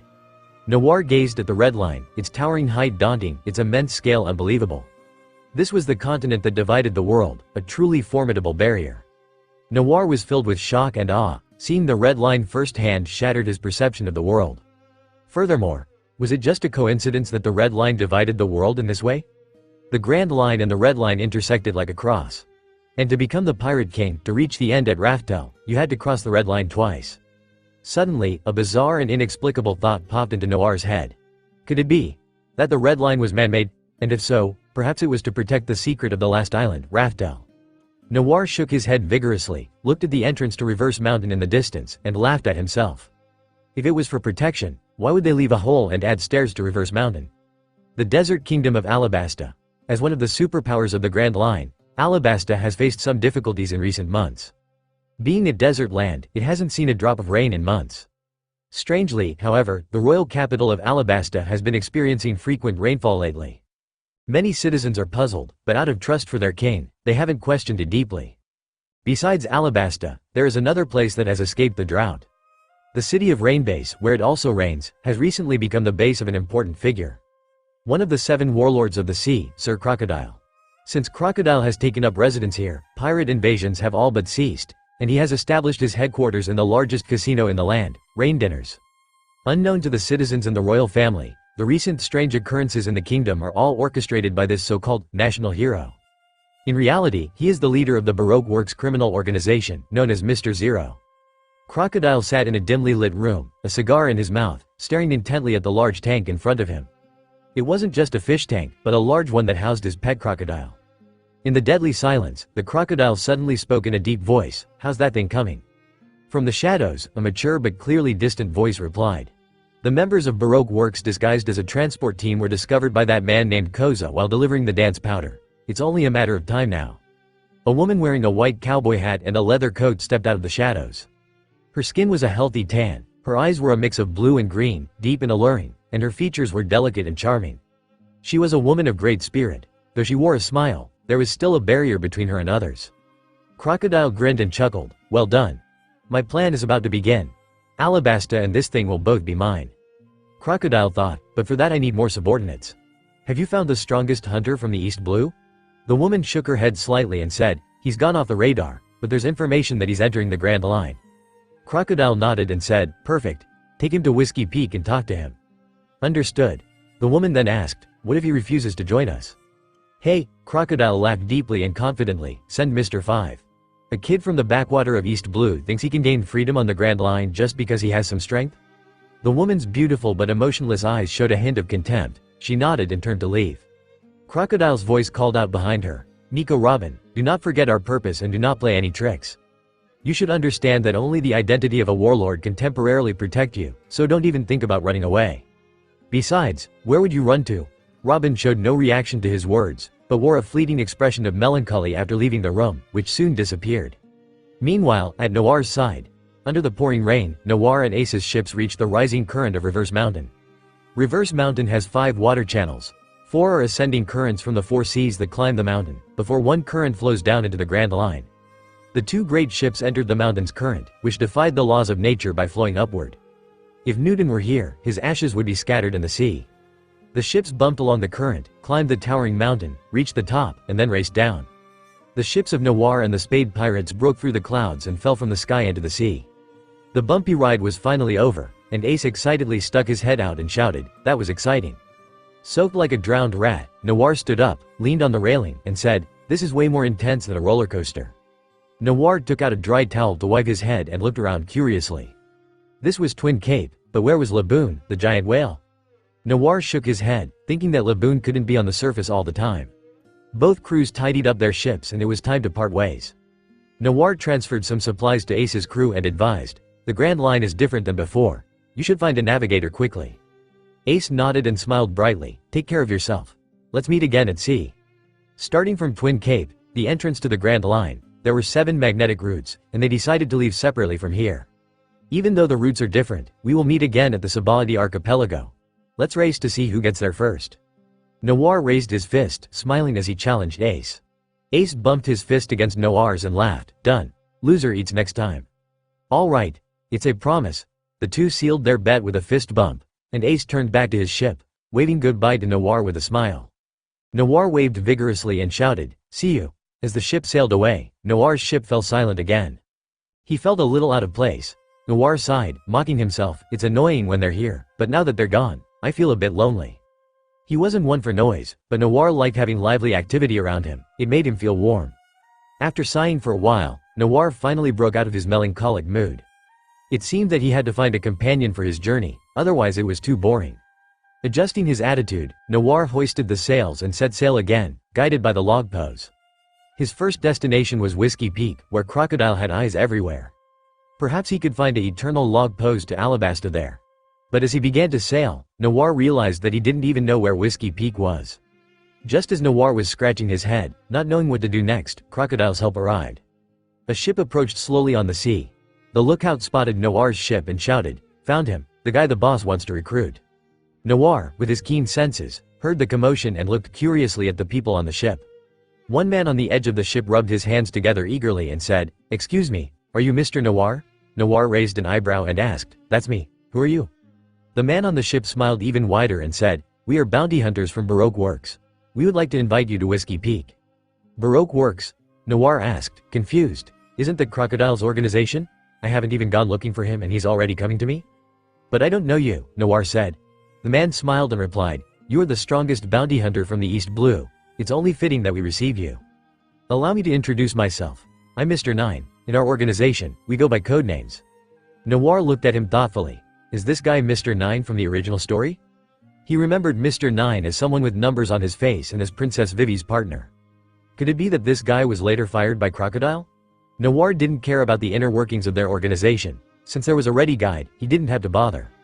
All right then, lead the way, Noir said. Sure thing, Mr. Nine replied enthusiastically, then turned his head, his shabby face showing a sinister smile. Earlier, the boss had suddenly informed him to welcome a newcomer. The key point was that the boss said that this newcomer was much stronger than him, and that he should take over Mr. Ten's position. Why? Mr. Nine's face twisted with jealousy. He wanted to eliminate the person who was blocking his path to promotion. Although Mr. Nine's emotional fluctuation was well hidden, Noir still felt it clearly. Noir chuckled softly, not taking it to heart. Wearing an eye mask, Noir lay comfortably on the deck. These weaklings always think they are Garp, capable of punching mountains. But how really powerful was Garp? Under the malicious guidance of Mr. Nine, Noir found his way to Whiskey Peak. Whiskey Peak, known as the town that welcomes pirates. In reality, it's mostly a gathering place for bounty hunters. They target novice pirates on their way to the Grand Line and gather here to collect large bounties. Many inexperienced young pirates have met their end here, falling prey to the bounty hunters. This place also served as a branch of the secret criminal organization Baroque Works. Crocodile territory, in other words. Noir was brought to the island, marveled at the cactus-shaped peaks, and uttered an exclamation of wonder. The world is full of wonders, and here is a mountain shaped like this. However, the cactus needles on it were all tombstones, quite an eyesore.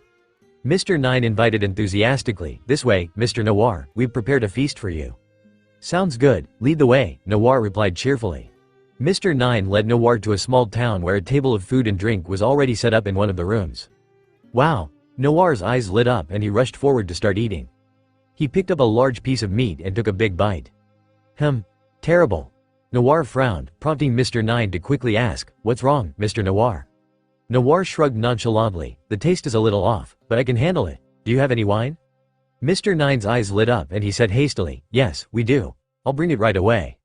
Mr. Nine left the room and returned with a bottle of wine handed to him by one of his men. The subordinate chuckled and pointed to the bottle. "It's spiked. He'll be out for a day." Mr. Nine nodded and said maliciously, "This will be his last meal." After delivering the wine and watching Noir drink it, Mr. Nine felt comfortable and left the room. After a while, Mr. Nine heard no sound from the room. He gently pushed open the door and entered. To his surprise, Noir was sprawled out on the table, snoring loudly. Mr. Nine shook Noir a few times and called softly, "Mr. Noir? Mr. Noir?" No response. Mr. Nine's face showed a triumphant smile. "Is there anyone in this sea who can't be knocked out by drugs?" Mr. Nine laughed confidently. In his worldview, no matter how strong someone is, they can't withstand underhanded tactics. "Why does the boss want to promote you over me? Just because you have some brute strength?" Mr. Nine snapped at the sleeping Noir. "The boss is a fool to think that a rookie like you is better than me.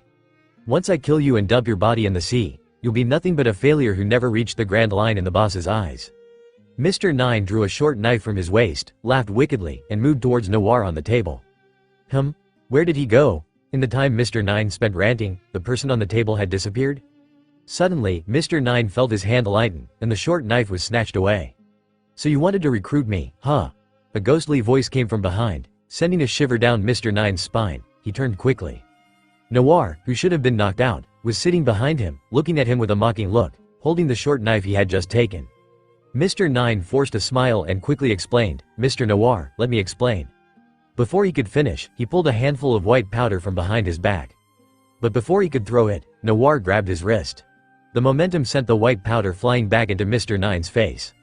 Mr. Nine fell to the ground with a thud, his eyelids growing heavy as he mumbled something unintelligible. Before he could say anything else, he closed his eyes and his snoring filled the room. "That effective?" Noir looked at the fallen Mr. Nine in surprise. Slightly squeezing the short knife in his hand, Noir stretched, pushed the door open and stepped out. Creak. The wooden door opened quietly in the still night as Noir stepped out. More sounds of guns being cocked reached his ears. Noir looked up to see a crowd with no end in sight, all pointing guns at him with hostile expressions. Noir looked at these bounty hunters, sighed, and said, "A bunch of small fry trying to make their presence known again. But this time I'm not in the mood to play with you." Noir's smile faded, his pupils narrowed slightly, and a powerful shockwave rippled through the air. Conqueror's Haki activated. With the enhancement of Noir's royal aura, his Conqueror's Haki could now be activated at will, sweeping through crowds with ease. Those caught in his wave rolled their eyes and collapsed as if harvested like wheat. The once ferocious mob was now completely extinguished. Noir yawned, ready to fall asleep, when his observation haki suddenly alerted him again. Noir stared into the distance. More enemies? At the entrance to the city, a man and a woman arrived, only to be hit by the remaining wave of Noir's conqueror haki. The man, who wore sunglasses and looked like a rock star, frowned and said, "What is this power? Why am I suddenly afraid?" The woman, holding an umbrella and wearing a hat and a short skirt with lemon patterns, all dressed in lemon yellow, also felt uneasy. "I feel it too. Did something happen in the city?" she asked with a smile mixed with fear, looking quite strange. These two were senior agents of Baroque Works, sent by Crocodile to keep an eye on Noir. Mr. Five and his partner, Miss Valentine. "Let's go check it out," Mr. Five said, leading the way into the town. As they entered, they saw people lying unconscious all over the place. Miss Valentine kicked one of the fallen people aside and pointed to a house in the distance, saying, "These people all centered around that house and then collapsed." Mr. Five cautiously approached the house. As they got closer, a young man with a strong build came into view. Noir watched the two approach. Their appearance was familiar. With a dark face, Mr. Five said, "Kid, don't refuse a toast just to be forced to drink a forfeit. Tell me, what happened here?" Noir stared at him, confused. "Isn't it obvious? I knocked them all out?" Mr. Five and Miss Valentine were stunned, then laughed contemptuously. "You? Just some random kid?" Their mockery didn't affect Noir. He just looked at them as if they were idiots. "Maybe this is what they call courting death." Noir didn't answer. He drew his sword and plunged it into the ground. Earth slash. The hard ground immediately cracked, and a wave of sword energy, along with flying debris, rushed towards Mr. Five and Miss Valentine. They were startled and jumped aside to avoid it. Mr. Five managed to dodge, but Miss Valentine was hit hard in the stomach by the debris, causing her to gasp in pain. "Damn!" Miss Valentine's pretty face contorted in pain. She spun her umbrella and jumped over Noir's head. "Weight change," she shouted, floating over Noir like a piece of paper. Proudly she introduced herself to Noir. "I am the user of the kilo fruit. I can change my weight. Boy, surrender now or I'll crush you into a pancake." As she threatened, Noir pretended to be alarmed, quietly enjoying the scene. "Just a little more. Almost there." "Ah," exhaling in relief, Noir confidently pointed up and shouted, "Yellow stripes." Miss Valentine was confused at first, then blushed in embarrassment and shouted, "Go to hell." 10,000 kilo press. Her weight suddenly increased in the air and descended on Noir like a meteor. But Noir, unhurried, waited until she was close before executing a perfect bicycle kick that sent the heavy Miss Valentine flying. The technique and power left the crowd speechless. Miss Valentine screamed as she was knocked away. Mr. Five stared in disbelief as his partner was defeated in a single blow. Why did she change to yellow stripes today? No, wait. How could she be defeated by this kid so quickly?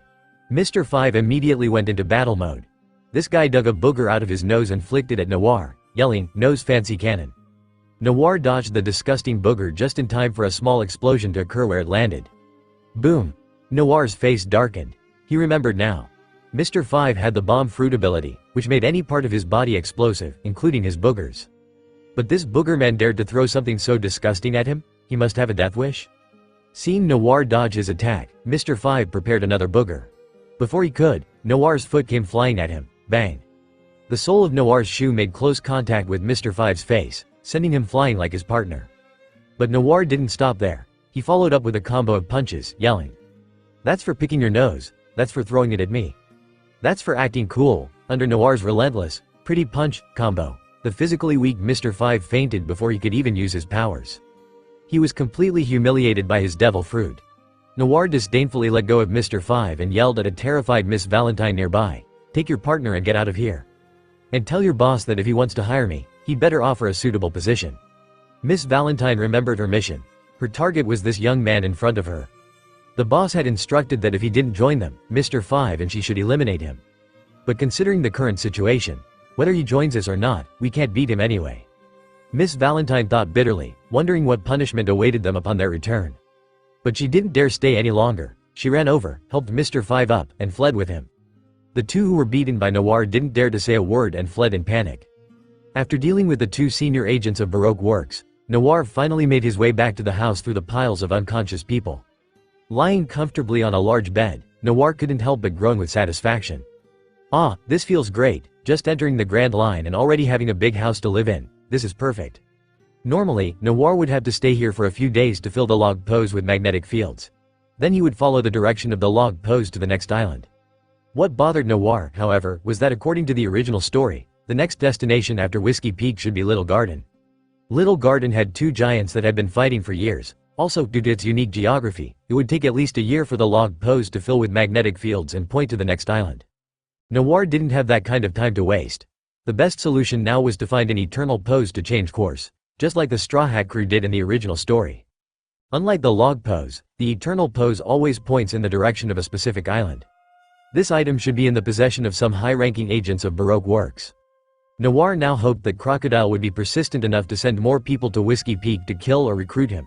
Ideally, Crocodile would come in person so that Noir could follow him to Alabasta. Mr. Five and Miss Valentine were like paupers without an eternal pose to Alabasta. This made sense, since Crocodile operated Baroque works under the alias of Mr. Zero. His subordinates wouldn't suspect that the boss of a crime syndicate was a warlord of the sea in Alabasta. Meanwhile, Noir decided to stay in Whiskey Peak, partly waiting for Crocodile to send more targets and partly waiting for the system to be upgraded. The system's reward cards were lagging behind Noir's progress, so he hoped the system upgrade would be more beneficial. While Noir slept comfortably on the big bed, the unlucky Mr. Five reported the mission failure and the information about Noir to his superiors via Den Den Mushi. In the luxurious Rain Dinners casino in Alabasta, a Den Den Mushi wearing sunglasses sobbed and babbled on and on. After a while, a slender hand gently lifted the Den Den Mushi. Nico Robin rested her chin on the hand, lost in thought. The failure of Mr. Five's mission was unexpected.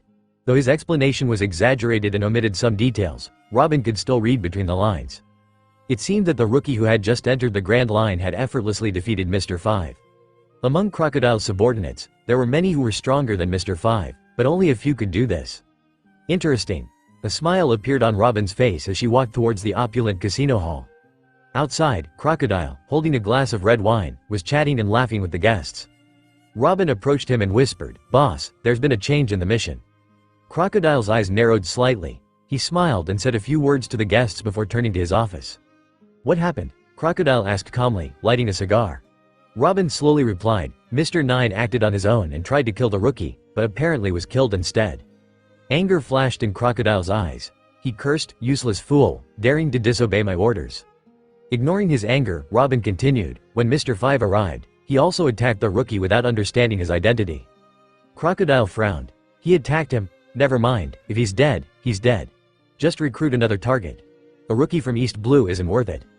Robin shook his head and said, "No, Mr. Five was defeated as well." Crocodile took a deep drag on his cigar and said in surprise, "He can defeat Mr. Five?" "Yes." Robin nodded. After learning that it was Baroque Works that tried to recruit him, he was very unhappy with the position offered by the boss. Interesting, Crocodile thought. If he could defeat Mr. Five, the position of Mr. Nine was indeed too low. Should I replace Mr. Five with him? And Mr. Nine, that useless fool who disobeyed my orders, must be dealt with. Seeing Crocodile's hesitation, Robin added, "This rookie still has some energy left after dealing with Mr. Five. We should test his strength first." Crocodile nodded and said, "Mr. Two just finished his mission, send him." Robin agreed and was about to leave when Crocodile added, "You go with him. If Mr. Two is not his match, bring him to me personally. I want to talk to him." Robin paused, then tipped her cowboy hat and replied, "Understood." On Whiskey Peak, Noir lived like a local king. Once the bounty hunters had recovered from the shock of his conqueror's haki, they treated Noir with the utmost respect, acting like sycophants. It was as if someone had instructed them. They treated Noir as their superior, pampering him with good food and drink every day. As for Mr. Nine, who had tried to kill him earlier, Noir found him gone the next day. It seemed he had been dealt with internally. The new number agent was a tall, thin man with a crown on his head and the number 10 written on his face. The day he was promoted, he changed the number on his face to 9. Noir didn't understand the meaning of this. Then he realized that this guy was Vivi's partner when she infiltrated Baroque Works. Under the leadership of the new Mr. Nine, Noir enjoyed a few leisurely days. Finally, on the third day, the long-dormant system woke up. Impatiently, Noir asked, "System, tell me about the upgraded features." The system's cold voice finally replied, "The system has fixed the inconsistencies with the talent replication cards and opened new permissions. First, the number of talent slots for the host has been increased from 7 to 10. Second, the system now has a collection catalog. Third, talents can now be merged." Noir asked in confusion, "Can you be a little more specific?" Other than his talent slots increasing from 7 to 10, he didn't understand anything else. The system explained, "The system now has a catalog. Whenever the host replaces an old talent with a new one, the old talent will be recorded in the catalog. Talents recorded in the catalog can be retrieved by the host at any time, but each retrieval has a cooldown period of 3 months. Noir's eyes widened in surprise. This was great news. From now on, he could store talents he copied but didn't need right away in the catalog and retrieve them when he needed them. More importantly, retrieving talents from the catalog was unconditional. As for the cooldown period, it wasn't a big deal. 3 months was nothing, he could wait. With a satisfied look on his face, Noir asked, "And what about talent fusion?" Any talent can be fused with a talent of the same quality. After fusion, the quality improves and the talent can mutate. Each talent can only be fused once, and once fused, it cannot be replaced and becomes a permanent talent. Noir thought. This new feature was also quite good. The ability to directly improve the quality and potentially mutate talents was beneficial. However, once fused, a talent slot would be fixed, which required careful consideration. Noir thought carefully about how to allocate his talent slots. His natural talent, Outsider, couldn't be replaced. Moreover, it guaranteed his appearance, and an upgrade might improve its effects. He could use 3 slots for the 3 types of hockey. For armament hockey, he could copy and merge talents from Garp and Zephyr. For the observation hockey, he could look to Fujitora and Enel. Adding swordsmanship and physical strength would nearly fill 6 of Noir's talent slots. The remaining 4 could be used to copy devil fruit abilities. Imagine meeting Ace in the future. One moment they could clash with fire fists, and the next Noir could surprise him with a magma attack. This would open up countless possibilities in combat. The system has changed the reward mechanism for talent copy cards. Future rewards will be universal talent copy cards. Universal talent copy cards can copy talents of any quality. Hearing this, Noir was stunned and asked hastily, "What about the golden talent copy card I saved?" The system paused and said, "All old version talent copy cards have been reclaimed by the system." "You son of a..." Noir was about to curse when the system added, "As compensation, you have been given 3 universal talent copy cards." Hearing about the compensation, Noir calmed down and nodded in satisfaction. Trading a gold card and a bunch of white cards for 3 universal cards was a great deal. With the copy card issue resolved, Noir turned his attention to the system's catalog. The catalog actually listed talents that Noir had previously replaced, such as stamina boosts and village police fighting techniques. This reassured Noir. With the system updated, everything was ready. Now all they had to do was wait for the Baroque Works agents to arrive. Crocodile's efficiency did not disappoint Noir. As the sun was about to set, a pink ship docked on the shore. Amidst a crowd of subordinates, Nico Robin and a strange individual disembarked. Mr. 2 lifted his leg high behind him and turned on tiptoe. He spoke in a flamboyant tone, "Oh, Miss All Sunday, what is Mr. 0 thinking? Why did he send me to deal with a rookie? Why?" Robin smiled helplessly at the rambling Mr. 2, "It's the boss's orders. You just have to test his strength." Mr. 2, with a robust build, wore exaggerated makeup, false eyelashes, and a straight fringe. He was dressed in a swan ballet costume with a pink coat. His androgynous face was filled with reluctance, but it was an order from his boss, so Mr. 2 had to obey. The two of them went to the city where the bounty hunters, mostly low-level Baroque agents, were known as millionaires and billionaires. When they saw the unmistakable Mr. 2, they showed expressions of both fear and fanaticism. After all, his status was something they could never achieve. Moreover, his strength was terrifying. Could the person they had recently served really be a match for this top agent? Led by the lower agents, Robin and Mr. 2 found Noir's resting place. Noir was lying comfortably in a rocking chair, being fed grapes by a pretty girl, and enjoying the life of a wealthy landlord. Hearing the commotion, Noir looked up to see 2 familiar faces. In both his previous life and this one, he recognized the androgynous Mr. 2 as Bon Clay, the loyal Okama. And the long-haired, SXY beauty next to him? Noir could recognize those legs anywhere. That was Robin, right? Noir was surprised that Crocodile had sent her. But just sending those 2 was underestimating him. Before they could speak, Noir asked, "What position is your boss planning to give me?" Seeing this rookie's arrogant expression, Mr. 2's false eyelashes fluttered in anger. Just as he was about to step forward and teach him a lesson, Robin stopped him. Robin stared at the relaxed Noir and smiled, "Our boss wants to test you first." With a smile full of mature feminine charm, even Noir was momentarily dazed. Robin truly embodied the allure of a mature woman, with the warmth of a kind older sister and the seductive allure of an adult. She fit his aesthetic perfectly. Noir praised her inwardly and then, with a look of disdain, said, "Testing me? Isn't that just an excuse to beat me up? With this androgynous guy? Aren't you talking nonsense?" Mr. 2 exploded, screaming, "You're talking nonsense. I am not androgynous, I am an Okama." The scene fell silent for a moment, even Robin frowned and thought. What's the difference? Noir looked at Okama Mr. 2 and his mind filled with information about him, or her. What intrigued Noir the most about this person was his devil fruit ability. The clone fruit user could imitate anyone he touched, down to their exact physical appearance. Oh, that ability. Noir's mind immediately conjured up many not-so-innocent uses for it. He could copy this ability, which would be immensely helpful in hiding his identity in the future. As for Nico Robin, Noir felt a great deal of sympathy and affection for her. The last survivor of Ohara, she had a tragic childhood and wandered alone in the dark to survive. Because of her identity, Robin's survival strategy had always been betrayal. It wasn't until she met the Straw Hat crew that her life began to see light again. Robin noticed Noir staring at her intently and instinctively lowered the brim of her cowboy hat, hiding half her face in the shadows. Mr. 2, frustrated that Noir was ignoring him, spun around in a rage. Hey, kid, don't ignore me. Take this, Okama Rush. He began a flamboyant ballet dance, using his powerful jumps to charge Noir. Mr. 2 kicked at Noir's throat. Noir didn't move, just stood there with a teasing look in his eyes. As expected, Mr. 2's deadly kick went right through Noir's throat, leaving a hole filled with flames. Oh, my leg hurts. Mr. 2 pulled his singed leg back and began to scream. Noir's body quickly repaired itself with flames, and he clicked his tongue. Is that it? I thought you were tougher. You little brat. Mr. 2 roared in impotent rage, while Robin's beautiful eyes showed a hint of surprise. A Logia-type devil fruit user, just like Crocodile. Looking at Noir's flaming body, Robin quickly assessed the situation. No wonder he could defeat Mr. 5. With such an ability, even Mr. 2 wouldn't stand a chance. Mr. 2 continued to attack Noir relentlessly, but Robin quickly stopped his self-destructive behavior. She looked up at the tall figure of Noir and said in a sultry voice, Hello, Mr. Noir. I am the Vice President of Baroque Works. You may call me Miss All Sunday, and this is Mr. 2. May we invite you to join us? Our boss would like to meet you. Noir raised an eyebrow. What, aren't you testing me? Robin maintained her polite smile and explained, as a Logia devil fruit user, I doubt that anyone in our company can surpass you except our boss. It was known that Logia-type devil fruits were extremely powerful. Just by eating a Logia devil fruit, even the weakest one, a person could gain the power to dominate the first half of the Grand Line.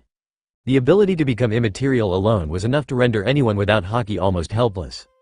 Of course, there were exceptions like Luffy, with his plot armor and extraordinary luck. Satisfied with Robin's explanation, Noir asked, Where are you taking me? Robin smiled slightly. Alabasta. Great. Noir was secretly pleased. He had found his guide. Not showing his excitement, he calmly said, Then let's go. Mr. 2, unable to show off his skills, was very unhappy but reluctantly led the way. Noir was taken to Mr. 2's pink swan ship. His own ship was towed behind, brought along by some of his subordinates. Finally, they left Whiskey Peak, where he had been staying for a few days. On the ship, Mr. 2 sulked and ignored Noir like a sulking child. But his mood changed quickly after he ate a meal Noir had cooked. No food diplomacy could solve this, and if it could, 10 bowls could. Mr. 2, who had just tasted Noir's cooking, was immediately convinced and couldn't stop praising the food. Noir finally broke away from the crowd in the ship's dining room. He walked up to the deck and immediately saw Robin sitting and reading a book. She held the book with both hands, and the usually harsh sunlight now felt like a gentle spirit, gently illuminating her face as if even the sun didn't want to disturb her. Robin's face was full of curiosity for knowledge, and the air seemed to tiptoe around her, leaving only the soft rustle of the pages turning. Noir didn't speak, just enjoyed the sight of Robin reading. He had to admit, a beautiful woman was always a sight to behold, no matter what she was doing. Mr. Noir, do you find my reading pleasing to watch? Robin didn't look up from her book, but asked quietly. Noir smiled, looked away, and replied thick-skinned, Yes, of course. Nico Robin, I know who you are. Robin's hand shook slightly and she asked without showing much emotion, What does Mr. Noir know? Noir sat across from Robin, resting his chin on the table as he looked up at her and smiled, the last historian, the survivor of Ohara. Robin finally looked up at Noir, her eyes reflecting an ambiguous light. Noir met her gaze confidently and said softly, You're not here just to avoid being hunted, are you? Could it be that you're following Crocodile because of the poneglyphs? Like, the one about Pluton? Before he could finish, Robin jumped out of her chair, crossed her arms over her chest, and instinctively used her power. Arms sprouted from Noir's shoulders, attempting to lock his head in a joint lock. Noir's head was instantly crushed, turning into embers that floated in the air. The burning sensation reached Robin's hands, causing her impulsive emotions to subside a bit. The flames reformed and Noir's face reappeared, smiling mischievously. Robin glared at the man, who still had an unbearable smile on his face, and asked, "How do you know my boss is Warlord Crocodile? How do you know I'm looking for the poneglyphs? And who exactly are you?" Noir, unfazed by Robin's attack, laughed. "You have a strong curiosity. It's not a bad thing for most people, but for you, it's not a good thing at all." Robin stared at Noir intently. She felt that this man seemed to know a lot about her past. Even about her dream, the pursuit of historical texts. On the gently breezing deck, a handsome man and a beautiful woman stood gazing at each other in the twilight, seeming to make a rather fitting couple. Unbeknownst to anyone, Robin inwardly wished she could stab Noir with a knife. After many years of lurking in the dark world, she had long since developed a cold and hard heart. But never before had she felt such a strong urge to kill as she did today.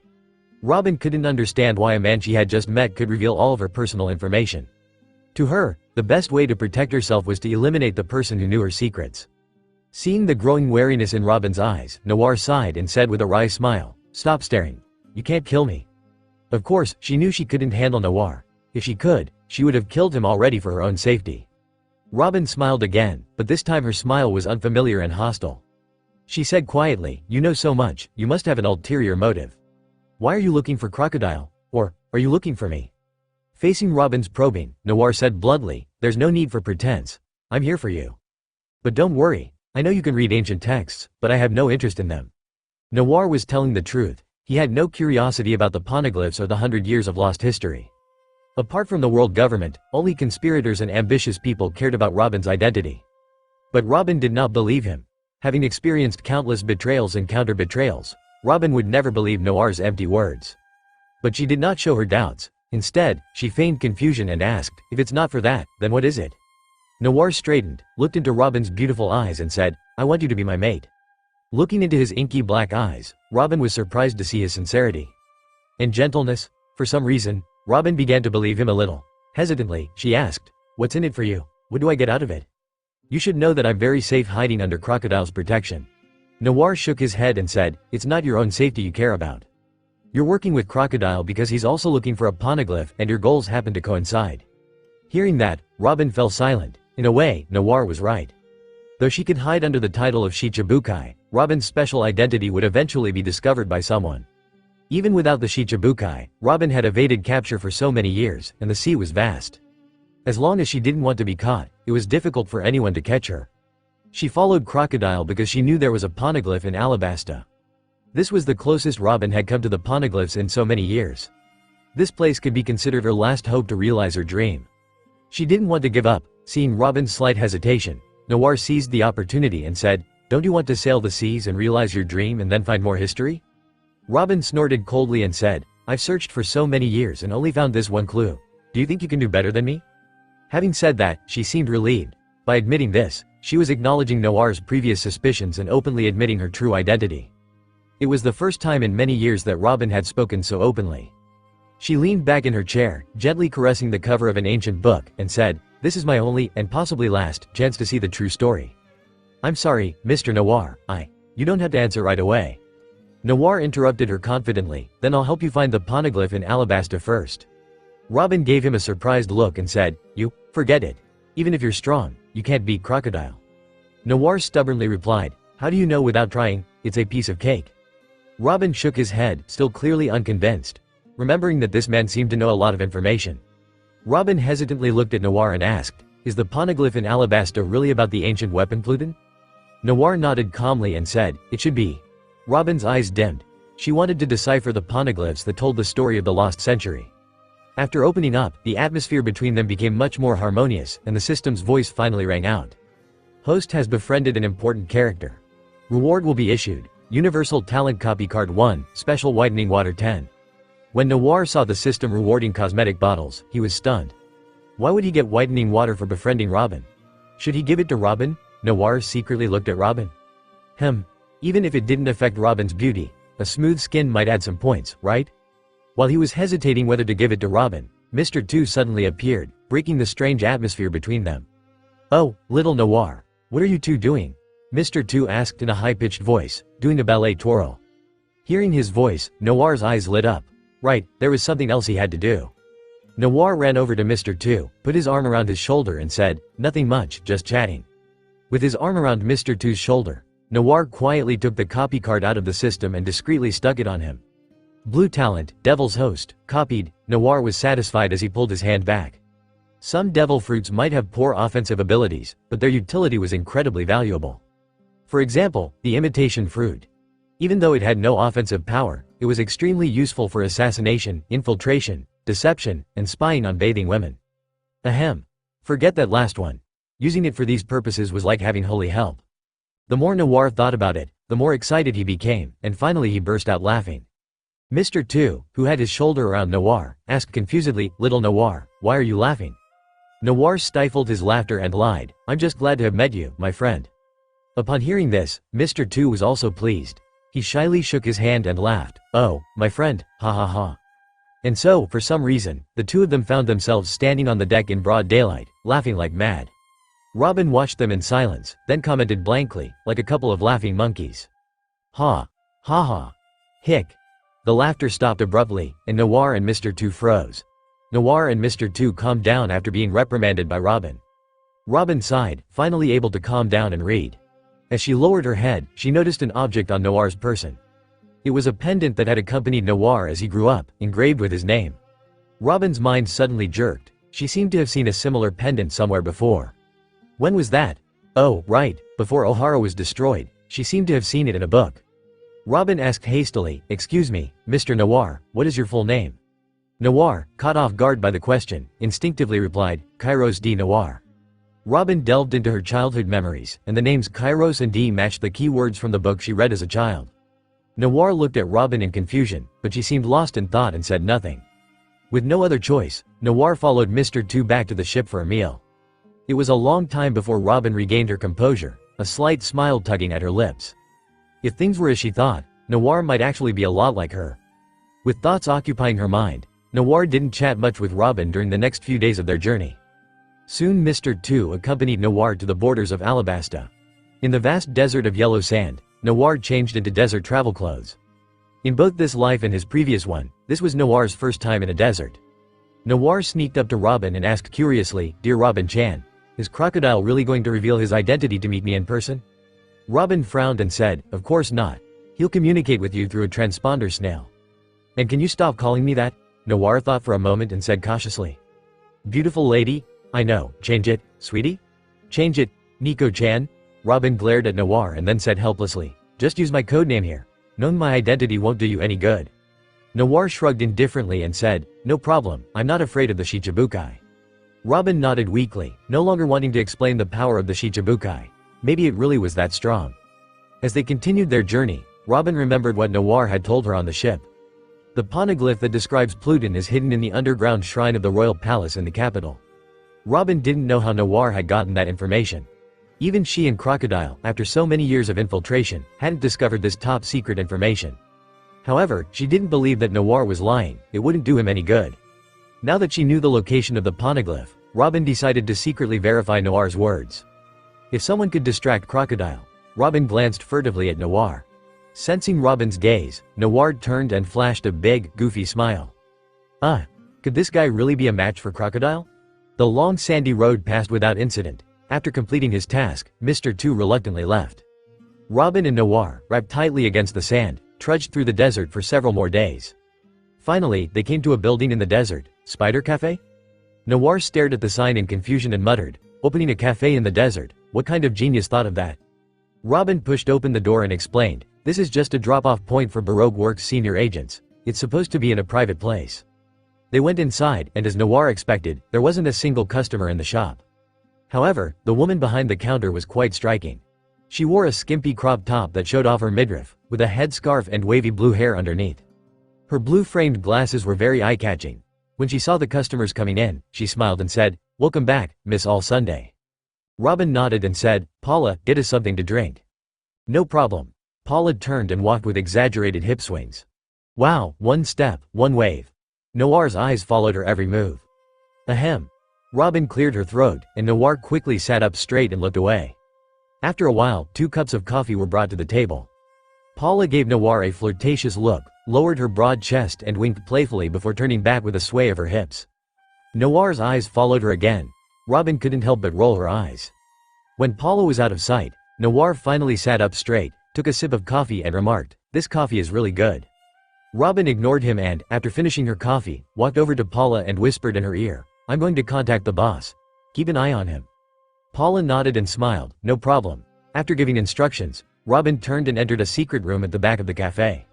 The secret room was quite simple, with a large table filled with various mushi. Several blue regular snails, black eavesdropping snails, and white anti-eavesdropping snails. Robin expertly picked up a snail marked 0 and dialed out. The snail immediately changed to the face of a sinister middle-aged man. "Have you brought the person?" The snail, now with the expression of a crocodile, spoke. "He's at the spider cafe." Robin's voice was flat as she said, "His strength is much greater than a senior agent. He's a logia user." "Logia?" The snail's expression showed surprise that quickly turned to joy. "I am very pleased with this subordinate." Robin scoffed inwardly and said, "He is very confident in his abilities. He probably won't become your subordinate easily." Crocodile's voice was disdainful as he said, "Relying on the luck of eating a logia fruit, that's how bold he is. I'll make him understand that not all ability users are the same." Robin remained silent as Crocodile continued, "Bring him in. I'll have a talk with him." Putting the snail down, Robin went outside to fetch Noir. Noir, engrossed in watching, bouncing, quickly followed. Returning to the secret room, Noir picked up the snail and called, "Moshi Moshi." After a moment, Crocodile's voice came through, "Is that Noir?" "Oh, Sandman, why are you talking like a heartthrob?" Noir replied cheekily. Crocodile was stunned for a few seconds when he heard Noir call him Sandman, but he quickly regained his composure. His cold voice came through the transponder snail. "How do you know my identity? Did Miss All Sunday tell you?" Noir chuckled, "It has nothing to do with her. I knew your identity from the beginning." "What is your purpose?" Crocodile asked, his tone uncertain. "I'm just here for the show. And to steal Robin," Noir added mentally. Crocodile sneered, "So you never intended to become my subordinate?" Noir nodded and replied naturally, "Of course not. I just came to cause you some trouble." "Kid," Crocodile said contemptuously, "do you think I would bother with a weak ant like you?" "Is that so?" Noir replied nonchalantly. "The mighty Shichibukai stealing the land and scheming for an ancient weapon. What if the world government finds out?" On the other side, Crocodile, who had been relaxed, suddenly looked grim. Stealing a country, Pluton, how did he know about such things? With anger brewing like a volcano ready to erupt, Crocodile demanded, "How do you know? Are you threatening me?" If Noir really told the government or the Marines about this, Crocodile's plan would definitely be ruined, not to mention the world government's taboo on ancient weapons. Crocodile gradually calmed down and decided to buy some time. He said, "Actually, we can cooperate." Raising an eyebrow, Noir asked, "Cooperate on what?" Crocodile said slowly, "Once we have the information on Pluton and Alabasta is secured, I can make you king of a country." Noir couldn't help but laugh, "That sounds very tempting." Crocodile's voice, like a seductive spell, continued, "You can take over Baroque works right now. My people will be at your disposal." "You're very reliable," Noir said, dismissing Crocodile's empty promises. He handed the transponder snail to Robin. When Crocodile heard Robin's voice, he instructed, "Miss All Sunday, go to the capital and check on the progress of the dance powder plan. Let Noir take over here. There will be subordinates to hand over to him soon." He couldn't leave Noir and the ancient text expert Robin together. It was too dangerous. So he used the pretext of a mission to separate them. What he didn't know was that this was perfectly in line with Noir and Robin's plans. Robin smiled slightly and said, "Got it, boss." After giving the order, Crocodile quickly hung up, then got up and walked out. As he plunged into the desert sands, Crocodile's body turned to dust, kicking up countless grains of sand as he flew in one direction. Cooperating with Noir was just a stall tactic. He just needed to get to the spider cafe and kill the kid, then everything would be fine. As Crocodile raced towards the cafe, Robin calmly hung up the phone and looked at Noir. "He's coming to kill you." Noir nodded and said helplessly, "Is Crocodile's brain full of water? Does he really think I believe what he said?" Robin sat on the table and laughed softly. "He doesn't care if you believe him or not, as long as he can keep you here temporarily." Noir grinned mischievously, "I don't plan on sitting here waiting for him." Robin asked curiously, "What are you going to do?" Noir clenched his fist and smiled maliciously, "While he's out, I'm going to raid his lair." Robin gasped and said, "Aren't you afraid of his retaliation?" "Retaliation?" Noir chuckled. "I already said I'm not afraid of him." Then he remembered something and asked Robin, "When you infiltrate the capital and see the story in the underground shrine, will you go with me?" Robin didn't answer. She went out the back door of the cafe. At the entrance, Robin had a thoughtful look on her face, followed by a graceful smile. "Let's talk about this later." With that, Robin stepped into the yellow sand. Noir watched her go and shrugged helplessly. Would Robin go with him? Rationally, probably not. Given Robin's cautious nature, she wouldn't trust anyone until she had achieved her goal. But despite her tragic childhood and dark background, her heart remained bright. So she devoted all her energy to finding the poneglyphs. Maybe that's why he was willing to help her. While Robin went to the capital to find the poneglyph, Noir had to make a plan of his own. He left the secret room and returned to the front hall of the cafe. Paula was still sitting there, watching Noir with interest. From what Miss All Sunday had said, this seemingly flirtatious young man was their new member and his strength was not to be underestimated. Paula adjusted her glasses, resting her chin on her hand, and teased in her SXY, smoky voice. "Handsome, Miss All Sunday has left. Would you like to have a drink with your big sister?" Noir looked at Paula and suddenly an idea popped into his head. Smiling, Noir walked over and sat down in front of Paula. "Big sis, you're also a senior agent of Baroque Works, right?" Paula frowned and asked, "Did Miss All Sunday tell you?" Noir remained non-committal. Paula's expression relaxed slightly as she said, "Since she told you, I won't hide it. My code name is Miss Doublefinger and I'm Mr. One's partner." Noir nodded, silently noting her name, and smiled. "I'll remember that. Thank you." With that, Noir reached out and touched Paula's face. Paula blushed. "Is he in such a hurry?" Noir's big hand gently caressed Paula's face, his handsome face coming closer. Warm breath swept over her. Paula wanted to push him away, but seeing his face, she couldn't bring herself to do so. Such a handsome young man. A little indulgence should be in order, right? After all, staring at Mr. One's bald head every day, Paula hadn't seen a handsome man in ages. But while Paula was lost in her fantasies, Noir's magnetic voice sounded. "Big sis, take a good look at who I am. Take a good look at who I am." Paula was surprised by Noir's words. What new trick was this? Confused, Paula looked at Noir's face, her eyes wide with shock. Why did this guy turn into her? Frightened, Paula jumped out of her chair. Mr. 2? At the same time, a name came to Paula's mind. Her pretty face froze as she angrily cursed. "You damn cross-dresser. Why are you transforming into a handsome guy to flirt with me?" Seeing Paula instantly turn into a shrew, Noir's face darkened. "Your father is the cross-dresser, your whole family is transvestites." Wait, something's wrong. After cursing, Paula suddenly realized that something was wrong. Wasn't Mr. 2 on a mission? He should have left after dropping Noir off. Suspicious, Paula asked, "Who exactly are you? How can you change your appearance?" Noir ignored her questions. Mimicking Paula's posture, he swayed his hips and winked at her. He even asked in a flirtatious voice, "How'd I look?" Noir's poor imitation infuriated Paula to no end. Paula threw off her glasses and untied her headscarf. Her blue afro was immediately exposed. Paula glared fiercely at Noir. "You dare mess with me? I'll break your legs." She stretched out her hands and activated her thorn fruit ability, turning her delicate hands into sharp spikes. The thorns stabbed Noir, who was still admiring his body. He smiled faintly. As Paula's thorns aimed for his heart, Noir activated his armament haki. The impressive points instantly turned black and hard, and Paula's thorns shattered upon impact. Paula, both shocked and angry, withdrew her hand in pain. Damn it! What kind of trick is this? The thorns could pierce hard rocks, but why was this guy so tough? Despite Paula's full strength attack, Noir felt only a slight pain thanks to his Busashoku haki. He even scratched the spot where Paula had hit him. Seeing this, Paula was furious. This guy not only imitated her face and body, but also dared to touch himself? Unable to control her anger, Paula screamed hysterically, "I will fight you to the death." Fueled by her rage, Paula's body sprouted spikes as she charged at Noir. Noir frowned slightly. This imitation body was really inconvenient. The imitation was so perfect that it weakened his physical strength and limited his use of haki. Moreover, the most uncomfortable part was the weight on his front. Noir touched his face with his left hand and returned to his original appearance. His haki and physical strength returned to normal. Covered in haki, Noir attacked Paula. The result was obvious. The thorns couldn't withstand Noir's Busashoku haki upon impact. Paula's spikes crumbled like paper. Noir punched Paula in the stomach, knocking her unconscious. Looking at the unconscious Paula, Noir sighed and whispered, "Amitabha, I meant no harm. Your clothes are just meant for me, sorry." With that, Noir efficiently removed her clothes, leaving Paula in her underwear, and threw her into a hidden room. He then put on her clothes and used his mimicry ability to transform into her.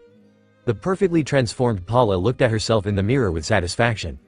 Perfect. Now it was time to wait for Crocodile to take the bait. After a long wait, Noir was getting sleepy when Crocodile finally arrived. The door opened gently, and a groggy Noir quickly woke up, ready to act. A figure in a black robe that covered every inch of exposed skin entered, revealing only a pair of eyes. "Miss Doublefinger," the figure said in a deep voice. Does Crocodile really not want anyone to know his identity? Noir stared at him, pretending to hesitate. Boss? Mr. Zero? Crocodile nodded, scanned the room and frowned. Where's Noir? Crocodile asked suspiciously. After preparing an excuse, Noir quickly replied, Mr. Noir said he wanted to go for a walk and left for the nearby town. Left? Crocodile's frown deepened. He had rushed here, and the guy left? Even someone as calm as Crocodile was a bit annoyed. Seeing Crocodile's increasingly cold demeanor, Noir approached him cautiously. Boss, would you like something to drink? Noir asked in Paula's voice, pulling a copy card out of the system. Crocodile shook his head. No, I have things to do. Noir quickly grabbed his hand and said seductively, Boss, don't work so hard. Have a cup of tea? The copy card fused with Crocodile's body, activating Noir's imitation ability. Noir suppressed his excitement and remained calm. Crocodile pulled his hand away and looked at this, Paula, strangely. What's wrong with her? Too bad her brother Sandman isn't interested. Crocodile snorted. Enough nonsense. Which way did Noir go? Paula went to the door and pointed pitifully in one direction. Crocodile, seeing this, used his ability to fly away. When Crocodile was far away, Noir sighed in relief and dropped the imitation. The sacrifice was worth it. With the red quality Suna Suna fruit, the Mara Mara fruit, the Bear Bear fruit, and the Clone fruit, Noir was now the world's only quad fruit user. Though except for the Bear Bear fruit, the other abilities had limited growth due to the system's limitations, but their combination still had unique effects. Noir touched his face, and his body and appearance quickly changed to Crocodile's form. The Crocodile laughed. Sandman, I'm taking over your casino.